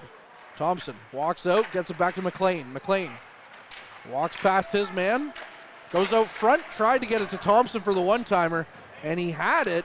He just hit a body on the follow-through. Yeah, Ferguson got in the way of that, and he's hurt and going off to the bench. But these guys, for as good as they are offensively, they defend so well as well. And that's why you always see them out there on the penalty kill. McMillan threw the puck out front, hit a body, goes back to the point. Case sends it right back in for Thompson. Shields with a gorgeous chance, and McMillan on the rebound. And Galton is standing on his head here in the second period. Best save of the night for Galton right there. Just robbed him point blank. And then the rebound as well. And McMillan just skating off, shaking his head. Knows he got robbed there. That was the best chance that they've had in a while. Almost 15 minutes gone here in this game. Still over a minute on the power play. Russo. Go ahead, Brad. Oh, nope. Sorry, all you. McElhaney on the near side. Back for Little. Little walks past his man. Now he takes it behind the net. Little for Patrick. Back to Smith at the point. Smith winds up, but he fakes it for a pass to Patrick. And now a Voodoo stick. Russo's through the air. No call coming. As that was emphatically through the air. Now Little walking in. Little behind the net. Another Voodoo's player taken down to the ice away from the play. And that'll be a delayed penalty, as that one's batted away by Espanola. So now the Voodoos will get their chance at a 5-on-3. although not for as long as Espanola had, as it's under a minute on the initial power play. What I was going to say, now that we have a stoppage, sorry about that, cutting you off there. No, but all good. We have a 5-on-3 finally for Powassan.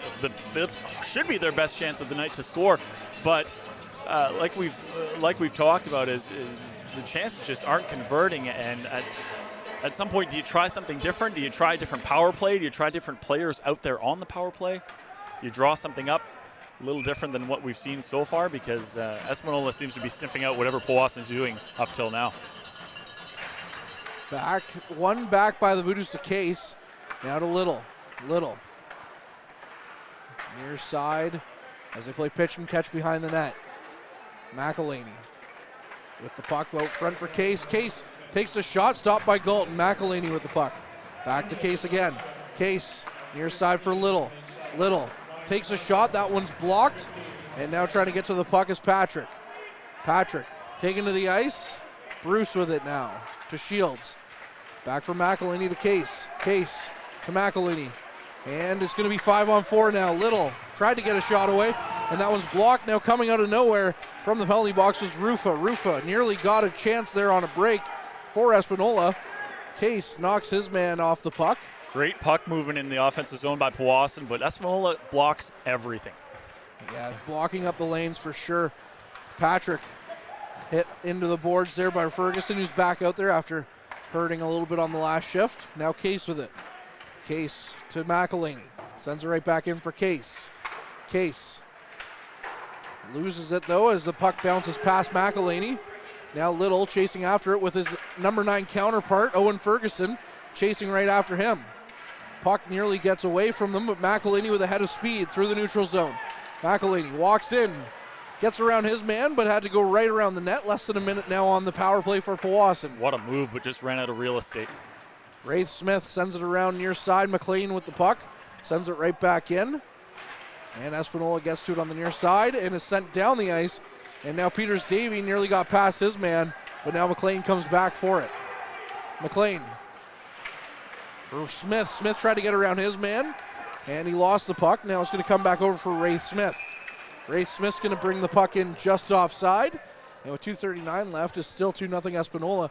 But now look at the shots on goal, 26-15 in favor of Powassan. Powassan's completely taken over this game. It's been an absolute 180 in this second period. Pretty much what we thought might happen after the coach obviously laid into his team in the first intermission. And they just have not been able to convert yet. And hopefully they'll get one last chance here as the power play ends.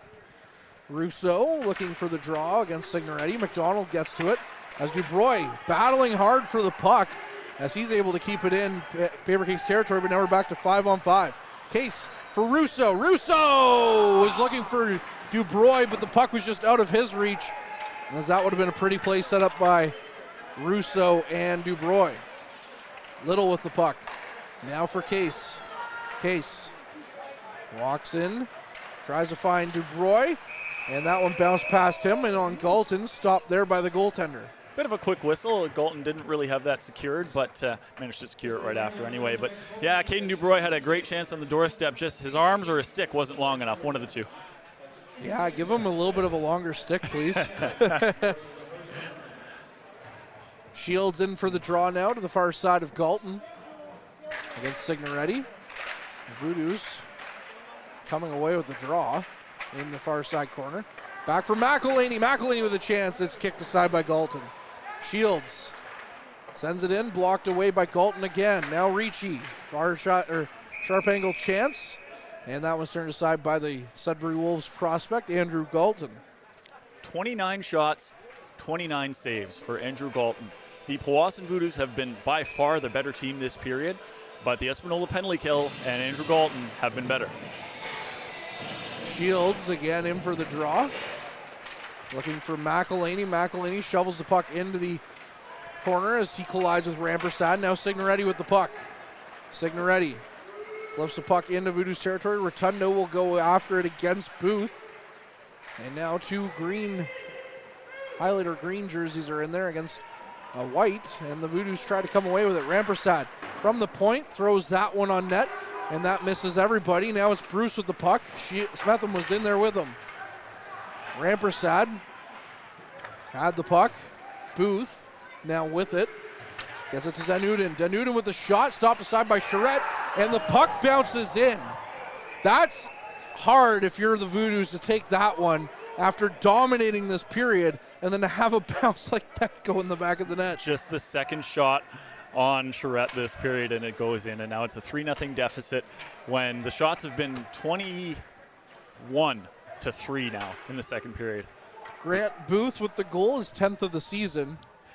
Oh, that might be a backbreaker, even with the third period still to come. Definitely a backbreaker. That's definitely a goal you don't want to give up when you're out shooting and outplaying a team this badly. Thompson off the draw. It's down for the Paper Kings, and they'll send it right back in to Voodoos territory for an icing call. But that's almost harder sometimes when you're a goalie who doesn't see a whole lot of action in period, and then all of a sudden you're thrust into it. There's a good chance on net, and you haven't faced a shot in 6, 7, 8, 10 minutes. It's tough to get back into it, and obviously was a little bit slow to react on that rebound. All the power plays the Voodoos have been given, especially since the first flurry to Espanola, not able to convert, and then a couple of, shots from the point there by Little, glove down by Galton, a couple of posts, there was 2 empty net chances for the Voodoos this period that they didn't convert on. Yeah, and when the Voodoos aren't missing the net, Andrew Galton, calm and composed like you saw just there. That was the perfect epitome of his night so far. Just reaches out the glove hand, snares it, and gets the stoppage. Case from the point, kicked aside by Galton. Thompson now with it for Turner. Turner looking for a chance, gets it out for McMillan. McMillan couldn't get a shot away. Now the puck just out of Galton's reach. As Case pinching in, keeps it in. And now Turner tried to keep it in, but now it's out down the ice for Guthrie. Guthrie, far side now for Horgan. It bounced over Horgan's stick. Horgan chasing after it, gets it to Guthrie. And now the Voodoos with possession under their own zone. 2-on-1 developing here for Powassan. Turner walks in, takes a shot, saved by Galton, and kicked away. And now Espanola going the other way, 25 seconds, Peters-Davy. Peters-Davy takes a shot. That one's blocked and into the corner. McMillan with it. McMillan sends it down the ice. Pethick with it. Takes a shot from the neutral zone to try and dump it in. And that one's blocked aside. 7 seconds left. That'll go for offside here. I believe with 7 seconds left on the clock against the Voodoos. So just looking at the score sheet now here with 7 seconds left in the second. Powassan has 6 shots in the first. They're up to 32, so that's 26 shots this period without a goal so far compared to Espanola, who's put up just 2 shots this period. They had 14 in the first and just 2 in the second. So, I mean, when you, in between periods, what do you tell the team as a coach, right? Like, what more can you even do at this point? Yeah, exactly. The puck isn't bouncing your way. Yep. Smith with the rim around for Dawson. Shields tries to get to that. That'll do it here for the second period. When we had Peter Goulet on the show a couple of weeks ago, I asked him specifically about that Timmins game. Like, what do you do on the bench as a coach when you're hitting that, the post so many times and the pucks aren't going in? And he said credit to Boivin, who played himself a heck of a game.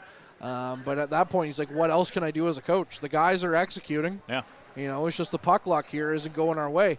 And that's kind of what we've seen here in the second period and through 40 minutes. And not good if you're the Powassan Voodoos. So before we go to a quick break, in our intermission, Brad, we'll just get your final thoughts and then we'll hit our intermission. Yeah, I mean, I don't know that you have to really change a thing that you're doing. I don't think you can execute a period much better than that, aside from obviously the puck's not going in the net. You'd like to see that change, but really just come out in the third and do more of the same. You should be able to get back into this.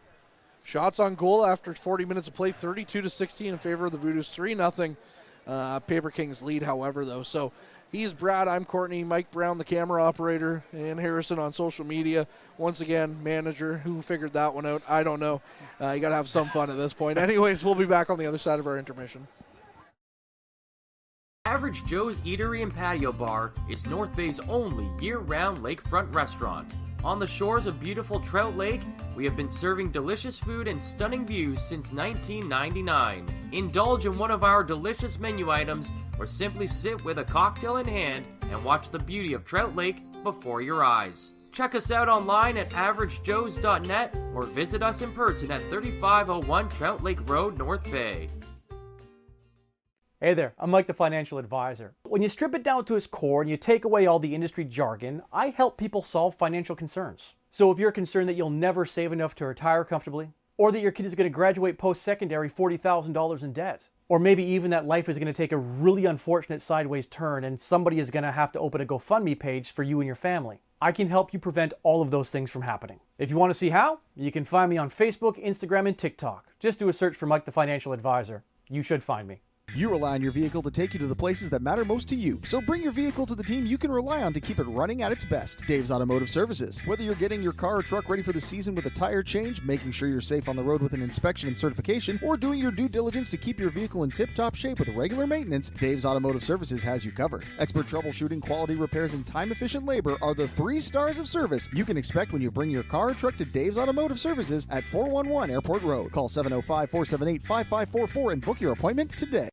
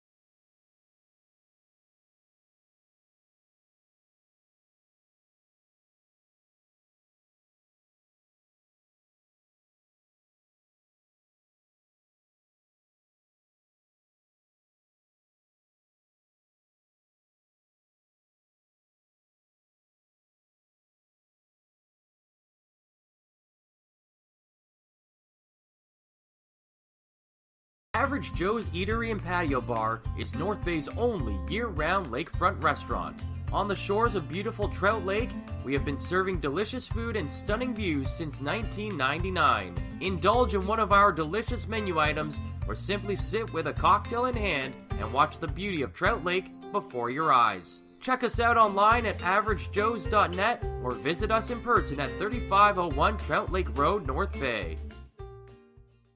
Hey there, I'm Mike the Financial Advisor. When you strip it down to its core and you take away all the industry jargon, I help people solve financial concerns. So if you're concerned that you'll never save enough to retire comfortably, or that your kid is going to graduate post-secondary $40,000 in debt, or maybe even that life is going to take a really unfortunate sideways turn and somebody is going to have to open a GoFundMe page for you and your family, I can help you prevent all of those things from happening. If you want to see how, you can find me on Facebook, Instagram, and TikTok. Just do a search for Mike the Financial Advisor. You should find me.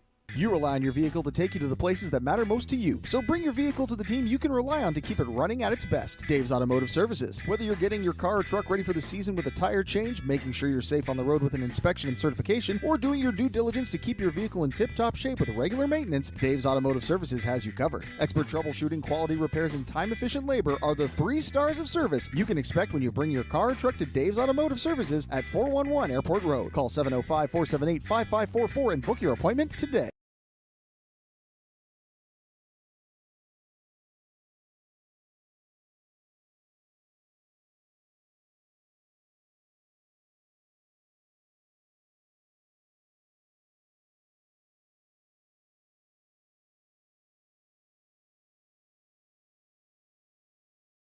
Players to Watch is brought to you by Mike the Financial Advisor. If you have financial questions, he has financial answers. On Facebook, Instagram, and TikTok at Mike the FA. Well, Courtney, our players to watch tonight, we've had just Espanola on the board, so no points to speak of, obviously, for Alex Little, but I'll have a look at Spencer Horgan here, our other player to watch. Obviously, Lucas Signoretti's been all over the scoreboard here for Espanola. 3 points tonight. Owen Ferguson's got 2 himself. And if we look at Spencer Horgan, he assisted on the first goal by Espanola, so he's got an assist tonight. And his 57th assist of the season, 82nd point. Yeah, like you said, all Espanola so far through the first 20 minutes on the score sheet anyways. Although for the last period, it was all Powassan until the end when Espanola was able to squeak their 3rd goal of the game through. And so with our player to watch and that one being Alex Little, we can't really say much other than he's been on the ice quite a bit. He has been. And yeah, you're right. One of the more one-sided periods you'll probably ever see. And hopefully the Powassan Voodoos are able to break through here. But if you're a fan of the other frontline programming that we offer, Calvo and I just recently released our Super Bowl edition recap episode of the NFLA. That's up now wherever you stream your podcasts. And baseball. Courtney, baseball's starting up soon, so that means the return of the 3-2 count soon. It does indeed, and then of course out as of now, but tomorrow's our official release day. We have the former head coach of the Powassan Voodoos on this week, Max Gavin, who talks about his 2 years in Powassan, including a championship that never was thanks to the pandemic in 2019-20. But yeah, check out the NFLA right now and check out the Super Bowl, and I have to say, Brad, that Super Bowl had the makings through the first half of being one of the worst Super Bowls of all time. Sure did. And then it turned into one of the best Super Bowls of all time. The second half really saved it, absolutely. And we talk about that and other things, so yeah. Well, we don't want to give it away. Yeah. Gonna have to tune in if you want to hear. For sure. 2 Canadians talk about their thoughts on the Super Bowl, which I'm sure a lot of Americans view as sacrilegious. One thing I will always say is American television for the Super Bowl has the better commercials. Oh, 100% they do. As we're back underway here, Espanola leads 3-0 over the Powassan Voodoos. Espanola on the road, Navy Blues. Big hit leveled there by Caden Dubroy in the neutral zone. But again, the Navy Blue jerseys going left to right. Powassan in their home whites are going right to left in this period. Dubroy with a shot, he scores! Caden Dubroy throws the monkey off his back, and the Voodoos are in flight here. 36 seconds into the third. Wow, what a shot. Caden Dubroy streaking down the right side and just absolutely sniping one over Galton's blocker. left shoulder, his right shoulder, to make this a 3-1 game here in the first minute of the third period, and Powassan finally on the board. Caden Dubroy's 11th of the season. And man, he's been quite the signing from the Sudbury Nickel Capitals last year, the U18 program. What a shot. I'm surprised he doesn't see more time on the top line. Thompson throws the puck down the ice as the Voodoos look for more here in this period. They easily the better team in the second period. We'll have to see if they're able to continue that here in the third. Little with the puck takes a shot, and that's gloved by Galton and stopped. Well, you want something to give your give a little shot to your legs. That'll do it. That's going to energize the bench, and hopefully we see some sustained pressure here as we get into the second minute of the third period. The thing that's funny about that is the Voodoos had so many grade A chances. Yeah. That a seemingly innocent shot from the outside of the faceoff dot is one that puts the puck past Galton, breaking up the shutout bid. Of course that's the one that goes. Yeah. None of the open netter chances that they've had. Russo sends it in from McElhaney. Now Russo once again has the puck. He's taken off of it though as it's knocked down, and going the other way, Signoretti. Signoretti walks in, takes a shot, blocked down by Charette. And now the puck bouncing in front, but that'll go for a hand pass against the Paper Kings. And the Voodoos getting some help there as the Paper Kings look to be buzzing on that shift. Yeah, they'll catch a break there, and we'll see a face-off outside. And you're always scared when you see Lucas Signoretti gain the zone with that kind of speed. And he's already got 3 assists tonight. He's up to 103 points on the season. Owen Ferguson, 1 shy of 100. He's got 2 points tonight. He's sitting at 99. Yeah, you're going to have to think that he wants to get number 100 against his former team. Why not? I believe that the Voodoos in their history have yet to have a 100-point player. And we're talking about some great players like Steve Harlan, Gregory Trudeau-Paquette, Parker Bowman, Harrison Israels, Tyler Peters. I think I'm okay with it because I think I'd rather see the balanced attack that the Voodoos have, where I think they've got 12 players with 20 points or more. Yeah, but so I mean, when you can score up and down your lineup. Oh, for sure. But I mean, as the puck comes in, bounces onto the back of the net and whistled dead. When you think about the almost 10-year history of the Voodoos, just wild that one of them have not. I mean, it's tough in this league. You play 58 games, right? But that they haven't had a 100-point player yet. Andy Baker, I could throw in there as well. Yeah, bit of a small sample size. You're right. They've only been around for 10 years, so I'm sure at some point in the future we'll see a 100-point scorer on the Voodoos. But you're right. Have yet to see that happen. They've had, like I said, some great players, but I mean, Signoretti, who's spent some time in the OHL this year with the Sudbury Wolves, coming into today, in 44 games, he had 42 goals. So, I mean, that certainly helps in your bid for 100. Oh, yeah. And then Owen Ferguson, like we said, the former Voodoo, has 64 assists in 50 games. So he's up ridiculous. To 34 goals and 65 assists now. Just unbelievable season. And then even then, Blake Peters-Davy, also over a point a game at 55. For 42 games. As we're back underway here. Matthew McMillan leading the way for Powassan with 62 points. He'd have to go on a bit of a tear if he wants to threaten 100. Especially this late in the season. Yeah, he'd need about 7 points a game the rest of the way. McLean keeps the puck in. Dubroy sends it behind the net. Pethick gets to it. And the puck is to the blue line and just out. Patrick sends it back in. That'll be a delayed offside, but the Voodoos do tag up. And now Horgan gets it back out to Saucier. Saucier walks in, takes a shot. Charette with the save, kick save again. Charette with 3 big saves there for the Voodoos as the puck is back to the blue line. And now Dubroy with a good tenacious battle there. And Will just gets the puck down the ice, but it'll be knocked back out by the Paper Kings to the blue line. Dawson picks up the loose puck, throws it on net on the backhand, and is gloved down by Galton. And we'll get another stoppage here. So you get an absolute snipe by Dubroy in the first minute of the third to start the scoring for the Voodoos. Then you get a great save at the other end, in the Voodoo zone by Patrick Surratt to stop the Espanola on a great chance, and then a great steal by Dubroy to gain the puck back in his own zone and get the puck down. So you've got a couple of guys for Powassan that are really just trying to get some momentum going here for Powassan. Well, love him or hate him, and a lot of people these days tend to hate him, and he hasn't been on TV for a little while. Ray Smith now with a chance, shoots! Saved by Galton, just barely as the puck went into the corner. Great shot there by number 25. That's the guy you want with the puck on a stick in the slot. Another chance, Russo. That shot was blocked. I'll finish my thought here in just a moment.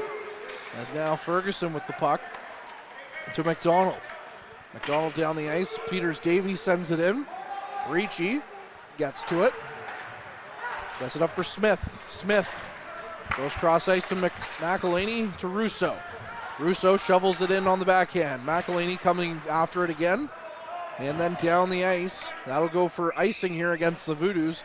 Shields is first on it. As I was going to say, love or hate him, and he hasn't been on TV for a while, but more people nowadays tend to seem to hate the guy. I grew up with Don Cherry Rock of Sock'em videos, so I absolutely love the guy, even if some of his views are a little dated. He knows hockey. He definitely knows hockey. He's a hockey lifer. One thing he always used to say is, you see a big save at one end, either you get a goal down there right away or you get a goal the other way. Absolutely. Right away. Something happens all the time, and 100%. Don Cherry does know his hockey, but you're right. Some of his views on the periphery of hockey were a little bit out of date. So Jackson Smith sends the puck in as fans calling for another penalty against the Paper Kings here, as the puck will be sent back down and out of play. Espanola on their heels to start the third here, Courtney. Yeah, if you're the Voodoos, that's how you want to keep it. 4 minutes in, they have a goal already. They need 2 more to tie it up. Yeah. As it's 3-1. You would have liked to see a goal in the second period instead of giving up a goal, but... Well, considering all those power play chances, too, for sure, you definitely would have liked to see at least one. McLean keeps the puck in. Now Smetham, sharp angle, threw the puck on net. Galton with the save. And Galton's had some issues in this rink before against these Voodoos, but he's held his ground splendidly here for Espanolas. Danuden with another chance, blocked down by Charette as the puck was under his pads there. And we talk about backbreaker late in the third period. That could have been another one here against the Voodoos. And another gorgeous play by Signoretti here. They're looking for his 4th assist of the game. And nice little pass into Danuden, who got a shot in on Charette, who was equal to the task. Great pad save there. In for the draw. Thompson, It's one. However, a sneaky little shot there by Espanola. Nearly put the puck past Charette, but it's wide. Right off the faceoff, caught him off guard. Just missed. McMillan now with the puck through the neutral zone. Stops up. Had the puck roll off his stick. Now McLean back to McMillan. McMillan tried to shovel the puck out front, couldn't find it. Thompson gets to it, back to McMillan in the corner. McMillan twisting and turning in the corner. Saucier sends it back to the point, kept in by Powassan as that's Case. Now down the ice, kept back in by McLean again, the big defender. Sends it in near side. Knocked aside by Espanola and out of the zone. And Case will chase after it in his own zone. Case gets to it to McLean. McLean down the ice. There was no Voodoo player in the vicinity, but now McMillan gets to it, throws it far side, and Turner walks in. Turner with a shot. That one's off his stick and over the net. Thompson back to McLean. McLean with a chance to Turner out front. Oh, what a save by Galton! Oh my goodness! My goodness! What a save as the goaltender stretched out with the pad. That's one of the nicer saves you'll see. Oh, wow. Voodoos looked to bring it within one, and Galton said, not today. Saucier now. Turner. On the other side, off the mask of Charette as both goalies trade grade A chances here. Dubroy on the rush the other way. Dubroy out front for Ricci. Ricci with a shot off the post! Oh my goodness, as this game has opened up here on the last shift a little. As Little bats the puck down the ice. 2 great chances for the Voodoos. 1 for the Espanola as both goalies stand their ground and the post helps out on the other. Powassan's picked up right where they left off in the second period. All Powassan here to start the third. Little sends the puck in, stopped by Galton. What? Okay, we can settle down a little bit here. Oh my goodness, what a pad save by Galton to rob Zach Turner on that last sequence. And then Ricci hits yet another post for Powassan tonight, and they could probably have about 6 or 7 more, and this is looking eerily similar to that Timmins game that you mentioned from a couple weeks ago. Yeah, I don't want to think about that game, but here we are thinking about that game as a stick explodes off the draw. That's Shields. So now the Voodoos down a man right now as he has to go back and get a stick. As the puck sent right back down into Voodoo's territory. That'll go for icing as Jackson Smith is back there first. And now we'll get another offensive zone draw here for Powassan.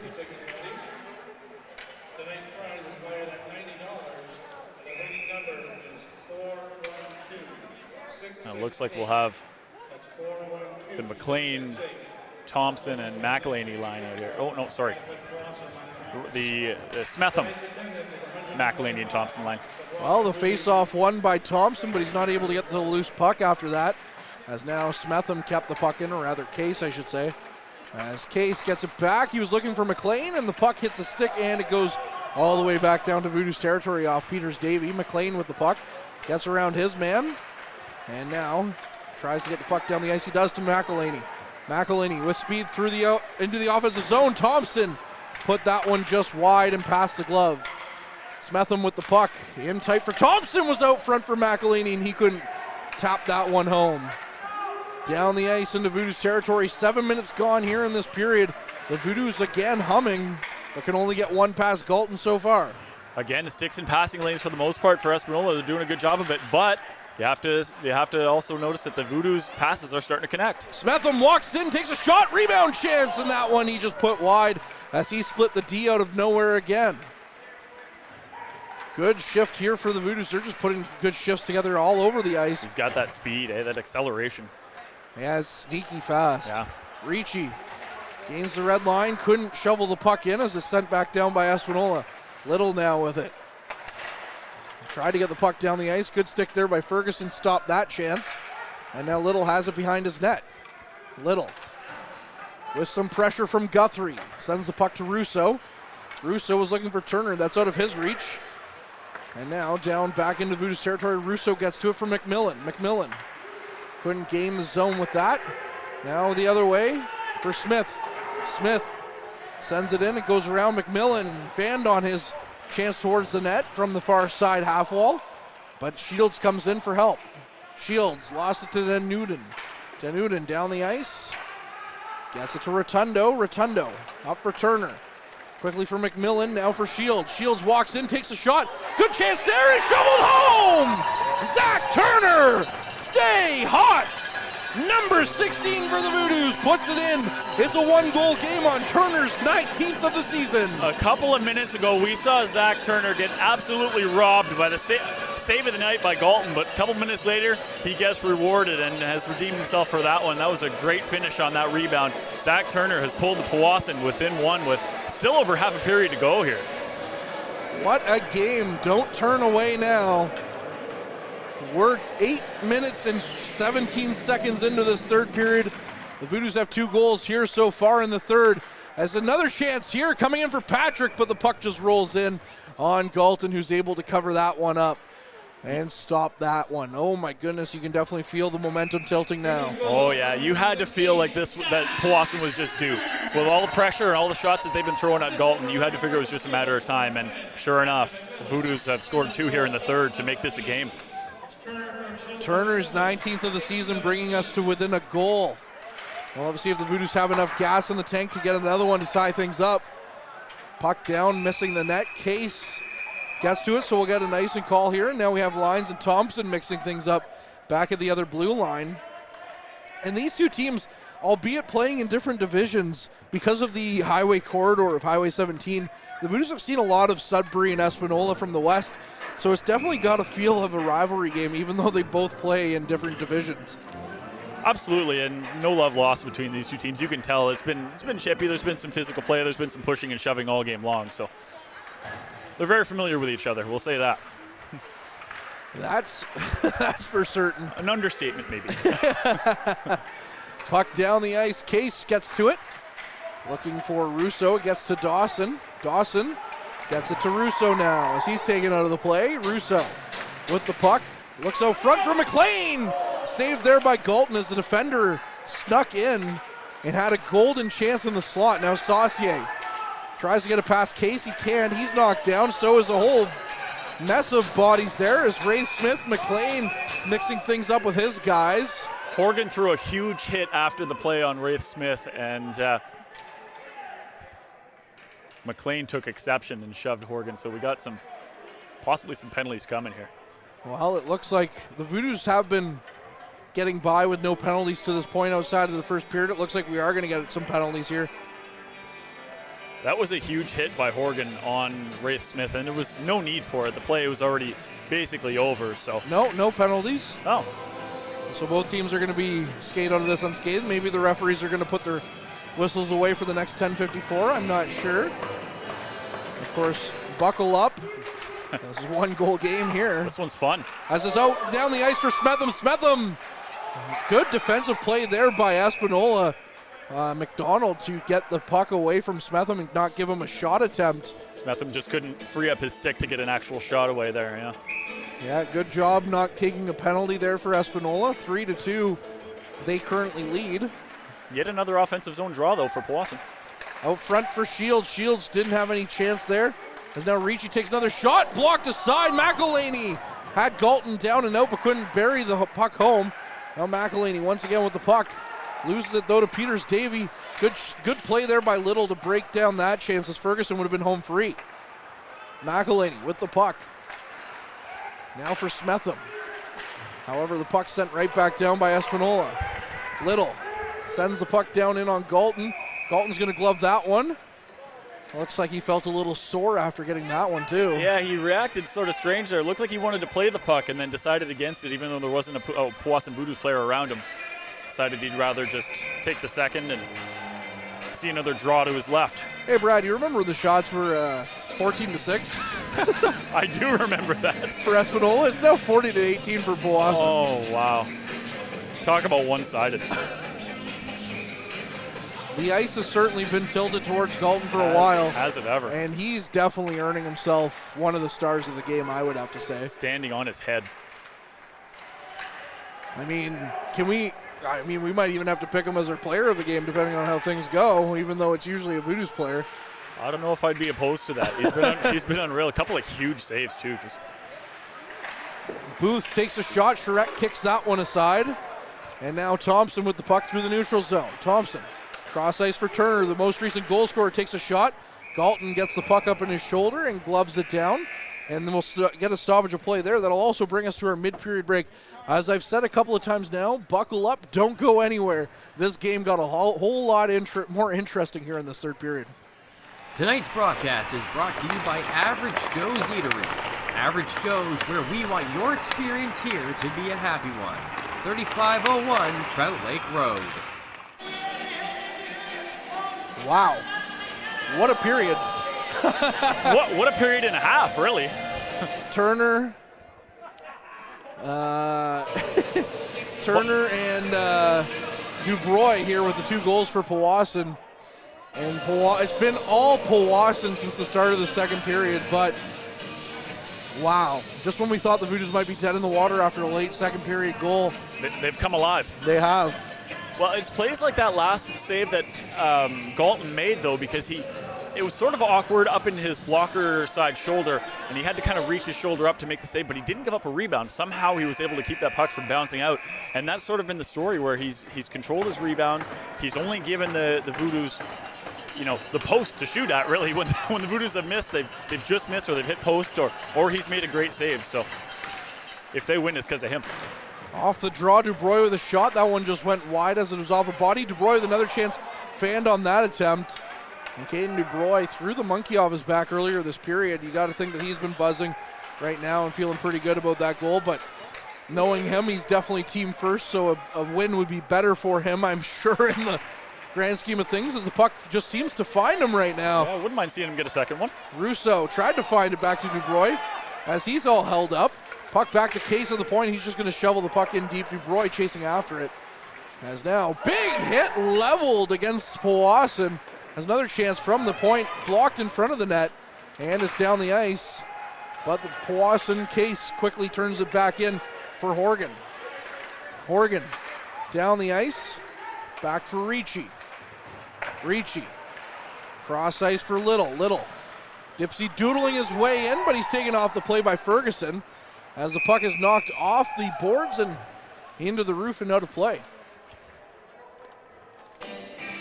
Yeah, I think it's starting to slow down here in the third period, and you don't want to see that if you're on the Powassan bench. You want to keep the intensity up, keep the pace up, play the game at your speed, and keep Espanola on their heels like they've been most of the period and a half now.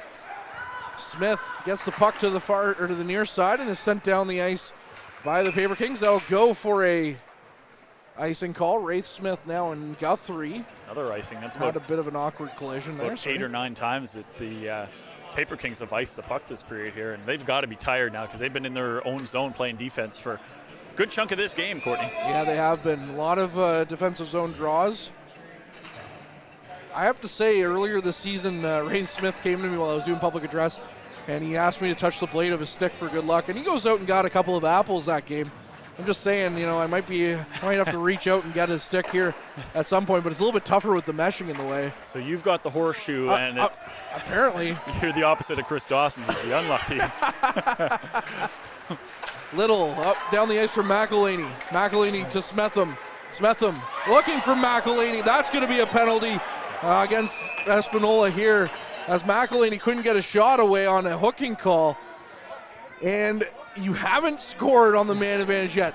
Now you have to. It's gotten to that point. You're due. This is their sixth power play opportunity, and they've got a pretty good power play. So you're definitely due, and odds are definitely in their favor. When you look at the numbers, percentage-wise, it's got to come at some point. One would think. McElhaney had a great chance for a tip in there, but it got hacked on his way to the net. So Shields comes in for the draw. It's one to Thompson. Thompson get it back to McLean. Now it's in for McMillan. McMillan behind the net. Gets it back for Case. Case for McMillan.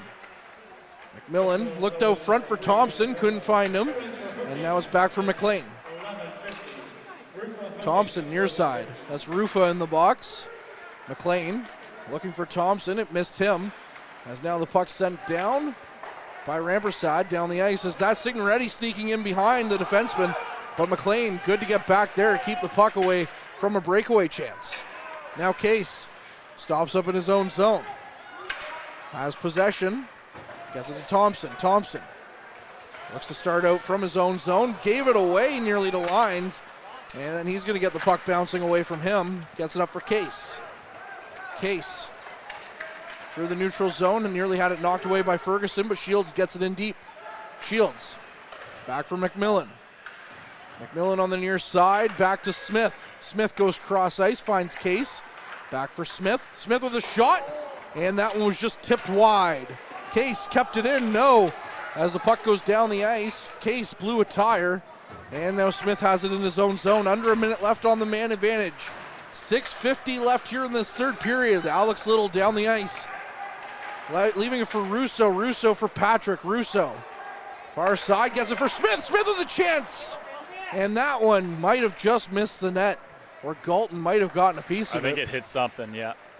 Didn't really hear it hit the boards hard. As Patrick takes a slash to the back, keeps on going. Now Little will be with the puck behind the net. Little battling for it behind the net. Gets it to McElhaney. Looks out front.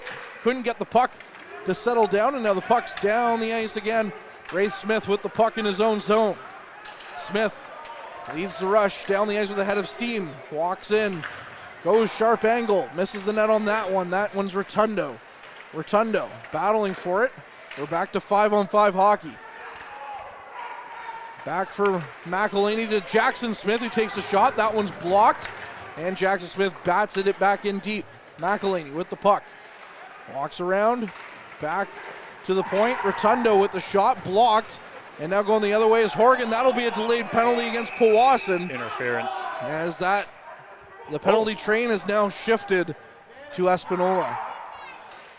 Yeah, you can't do that. There's chasing for the puck there, and you can't take that angle and knock your guy out of the play like that. I think he could have called any number of things there. Interference, tripping. So we'll see Powassan finally sit for two. And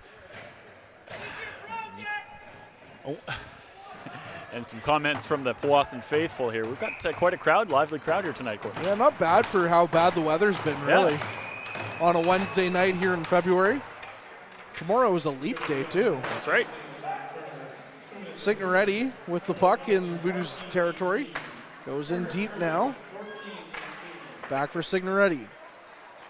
Signoretti walks out.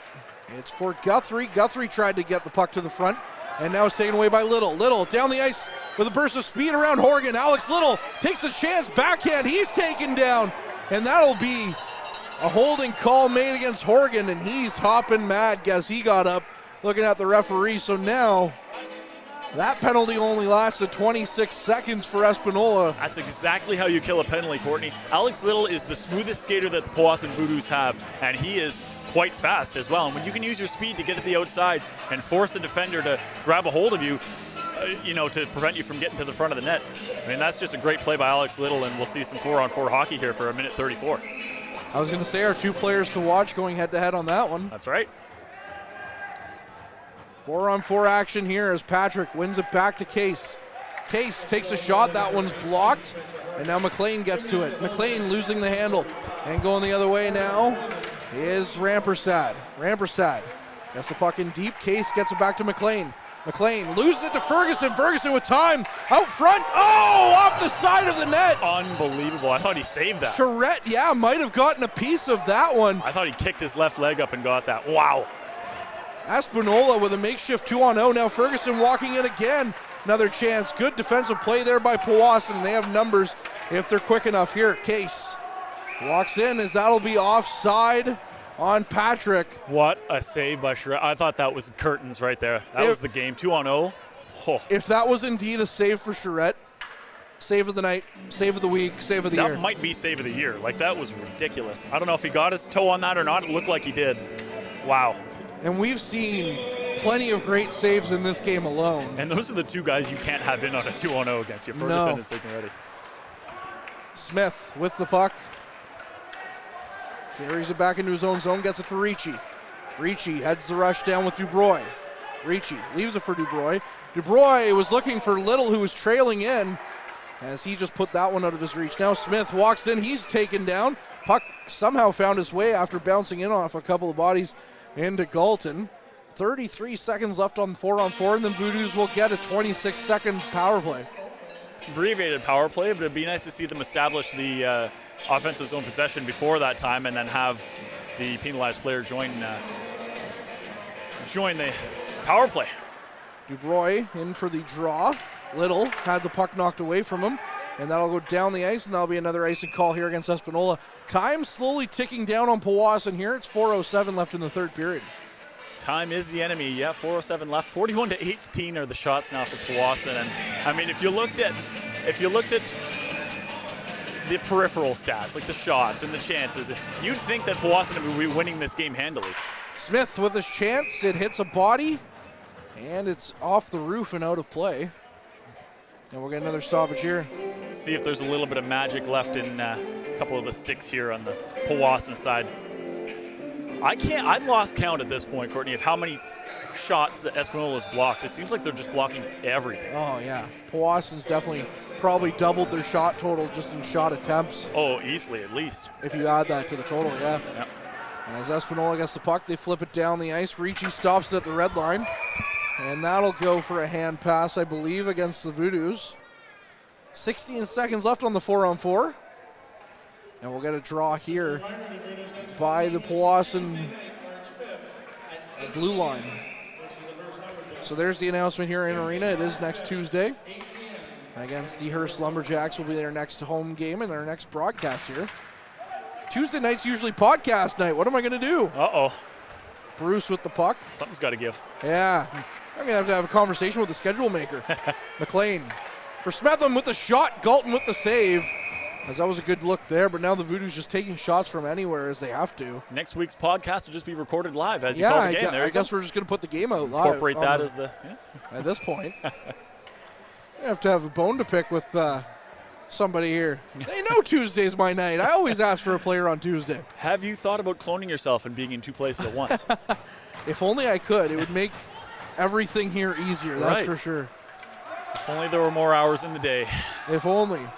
24 is a lot, but it doesn't feel like it sometimes. Sure doesn't. Case had the puck roll off his stick and hit a body and bounce back in on Charette, so they have an abbreviated power play now. Voodoos got to strike soon. Can't tell how much time is left. Under a minute, that's for sure. We'll have to keep an eye on Charette in net too for if the Voodoos pull him.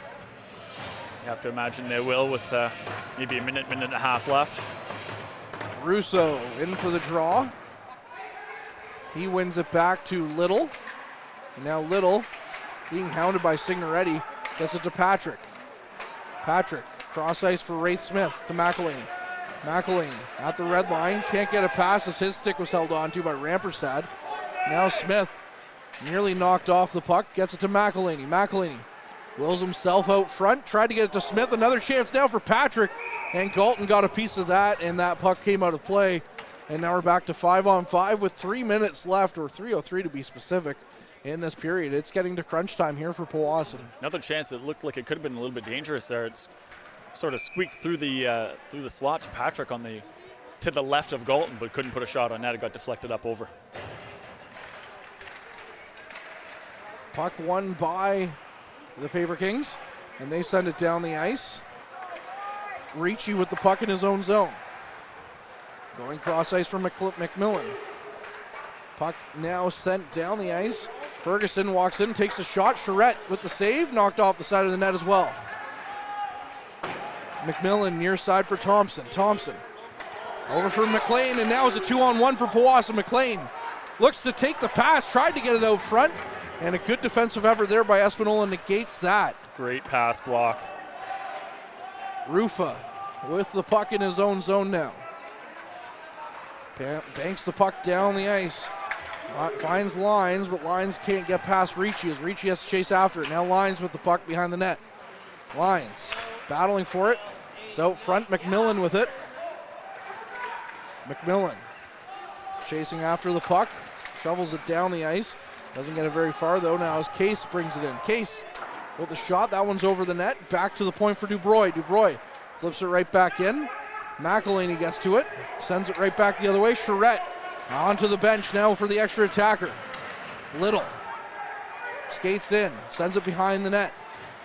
Espanola with the puck. Sends it down the ice. And Shields, who was coming off for the extra attacker, was able to pick it up. Now Shields to Little. Little takes the shot. That one's blocked out in front by Horgan. Horgan tried to clear the puck. Kept in by Powassan. In deep now, Little. Little behind the net. Back to the point. Minute and 20 seconds remain here. As the puck sent down the ice, just kept in by Powassan. Wow, what a keep by Case. And now sent down the ice by the Paper Kings, but not fast as Smith is quick on it. Smith lost it, however. Has another chance by Espanola. A weak little attempt is stopped by Smith. Smith twisting and turning in his own zone. Lost it to Signoretti. And now Smith is going to pick it up as Signoretti couldn't get it towards net. Now we're under a minute left in the game. Smith can't get it past Signoretti, as now he has to tie up his man, and McLean gets to it. McLean with the puck through the neutral zone. Mike McLean, the big defender, with a burst of speed. Goes around, sends the puck out front. Voodoos with a chance. They couldn't get a shot away, as Smith had the puck right off the toe of his stick, and he looked skyward as he couldn't get a strong chance away. 39.4 seconds left. Espanola still leads 3-2. Wraith Smith had a golden opportunity. The puck just found him in the slot. He had a look at the net. He had a line for the shot, and it just rolled on him. Just couldn't pull the trigger. So 39.4 seconds left here, and we'll have a timeout.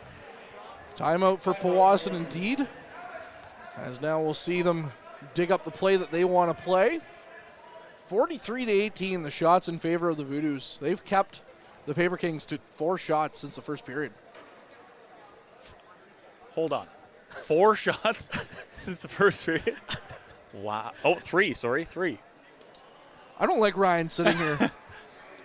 Wow. He's never invited to floor hockey ever again.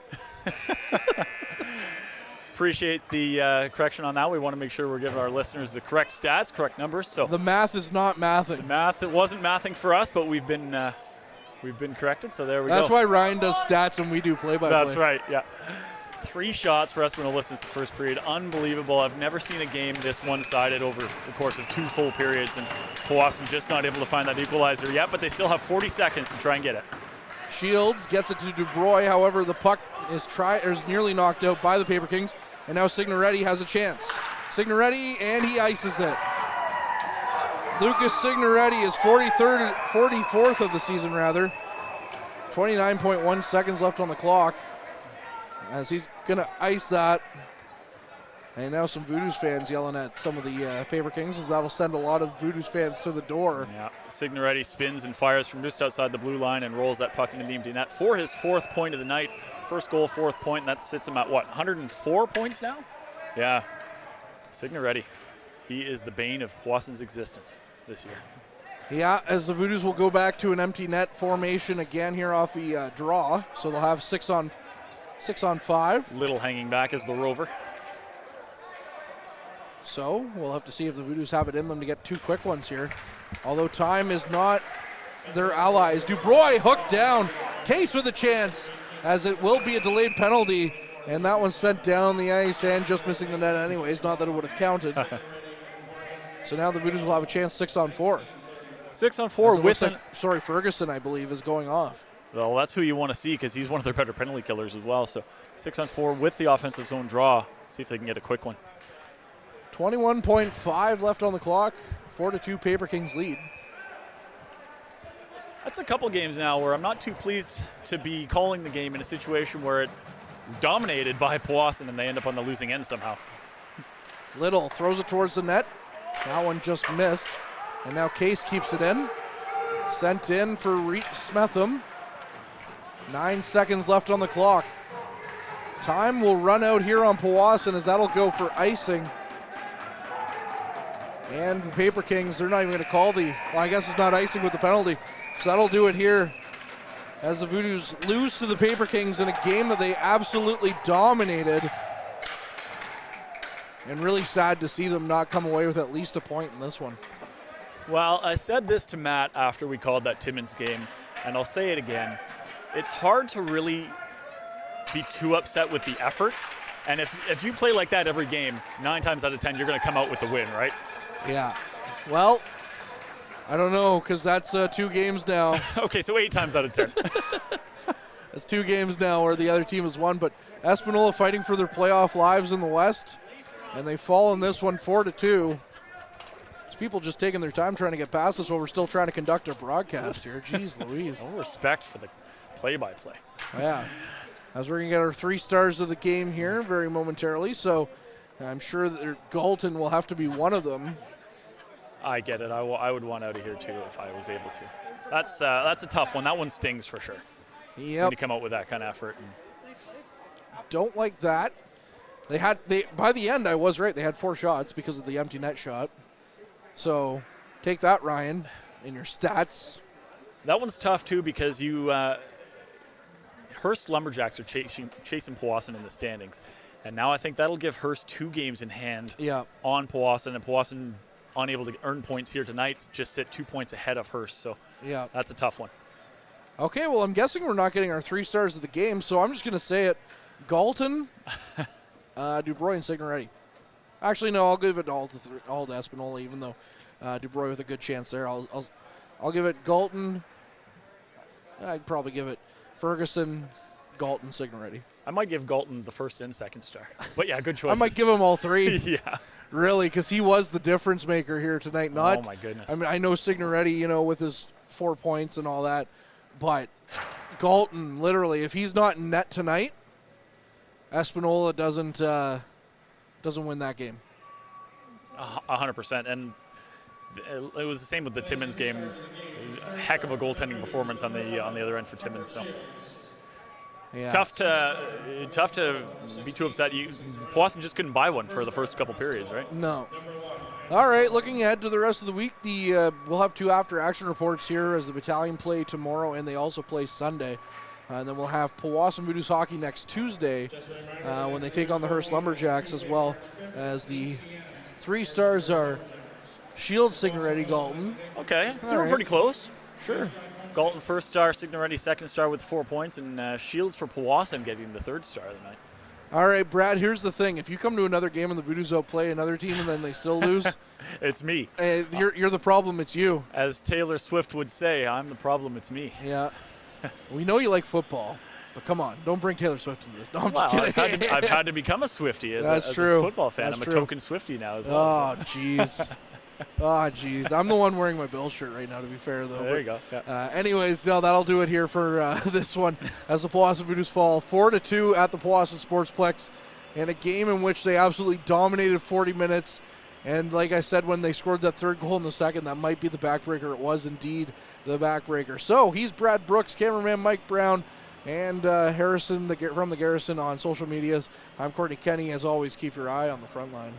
Meals are a special time for families to gather, share their day, and spend quality time together. Those dinners are made extra special when you add tropical produce found in the markets and grocery stores that carry La Huerta imports. La Huerta knows the importance of family, so they know which quality products make the best quality meals for your customers, whether it be Mexican Hass avocados, Brazilian figs, Ecuadorian red dragon fruit, or something just as exotic and special. To get your supply of the best tropical produce at competitive prices with brands buyers trust, contact La Huerta Imports at 705-752-1478.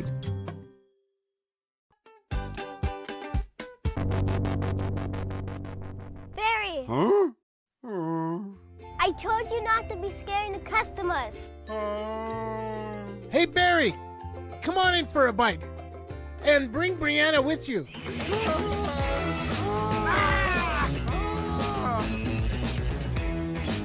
For only 2 minutes up the hill, where you're only a stranger once. Ready to embark on an electrifying adventure? Look no further than the Mitsubishi Outlander, available in gas or PHEV, the SUV that redefines excellence. Recently awarded the best midsize utility vehicle in Canada for 2023 by AJAC. This bold and sophisticated SUV delivers advanced performance, safety, and tech, plus peace of mind with its standard super all-wheel control and the best warranty in the business. With red-hot deals and plenty in stock, your award-winning drive starts with the Mitsubishi Outlander.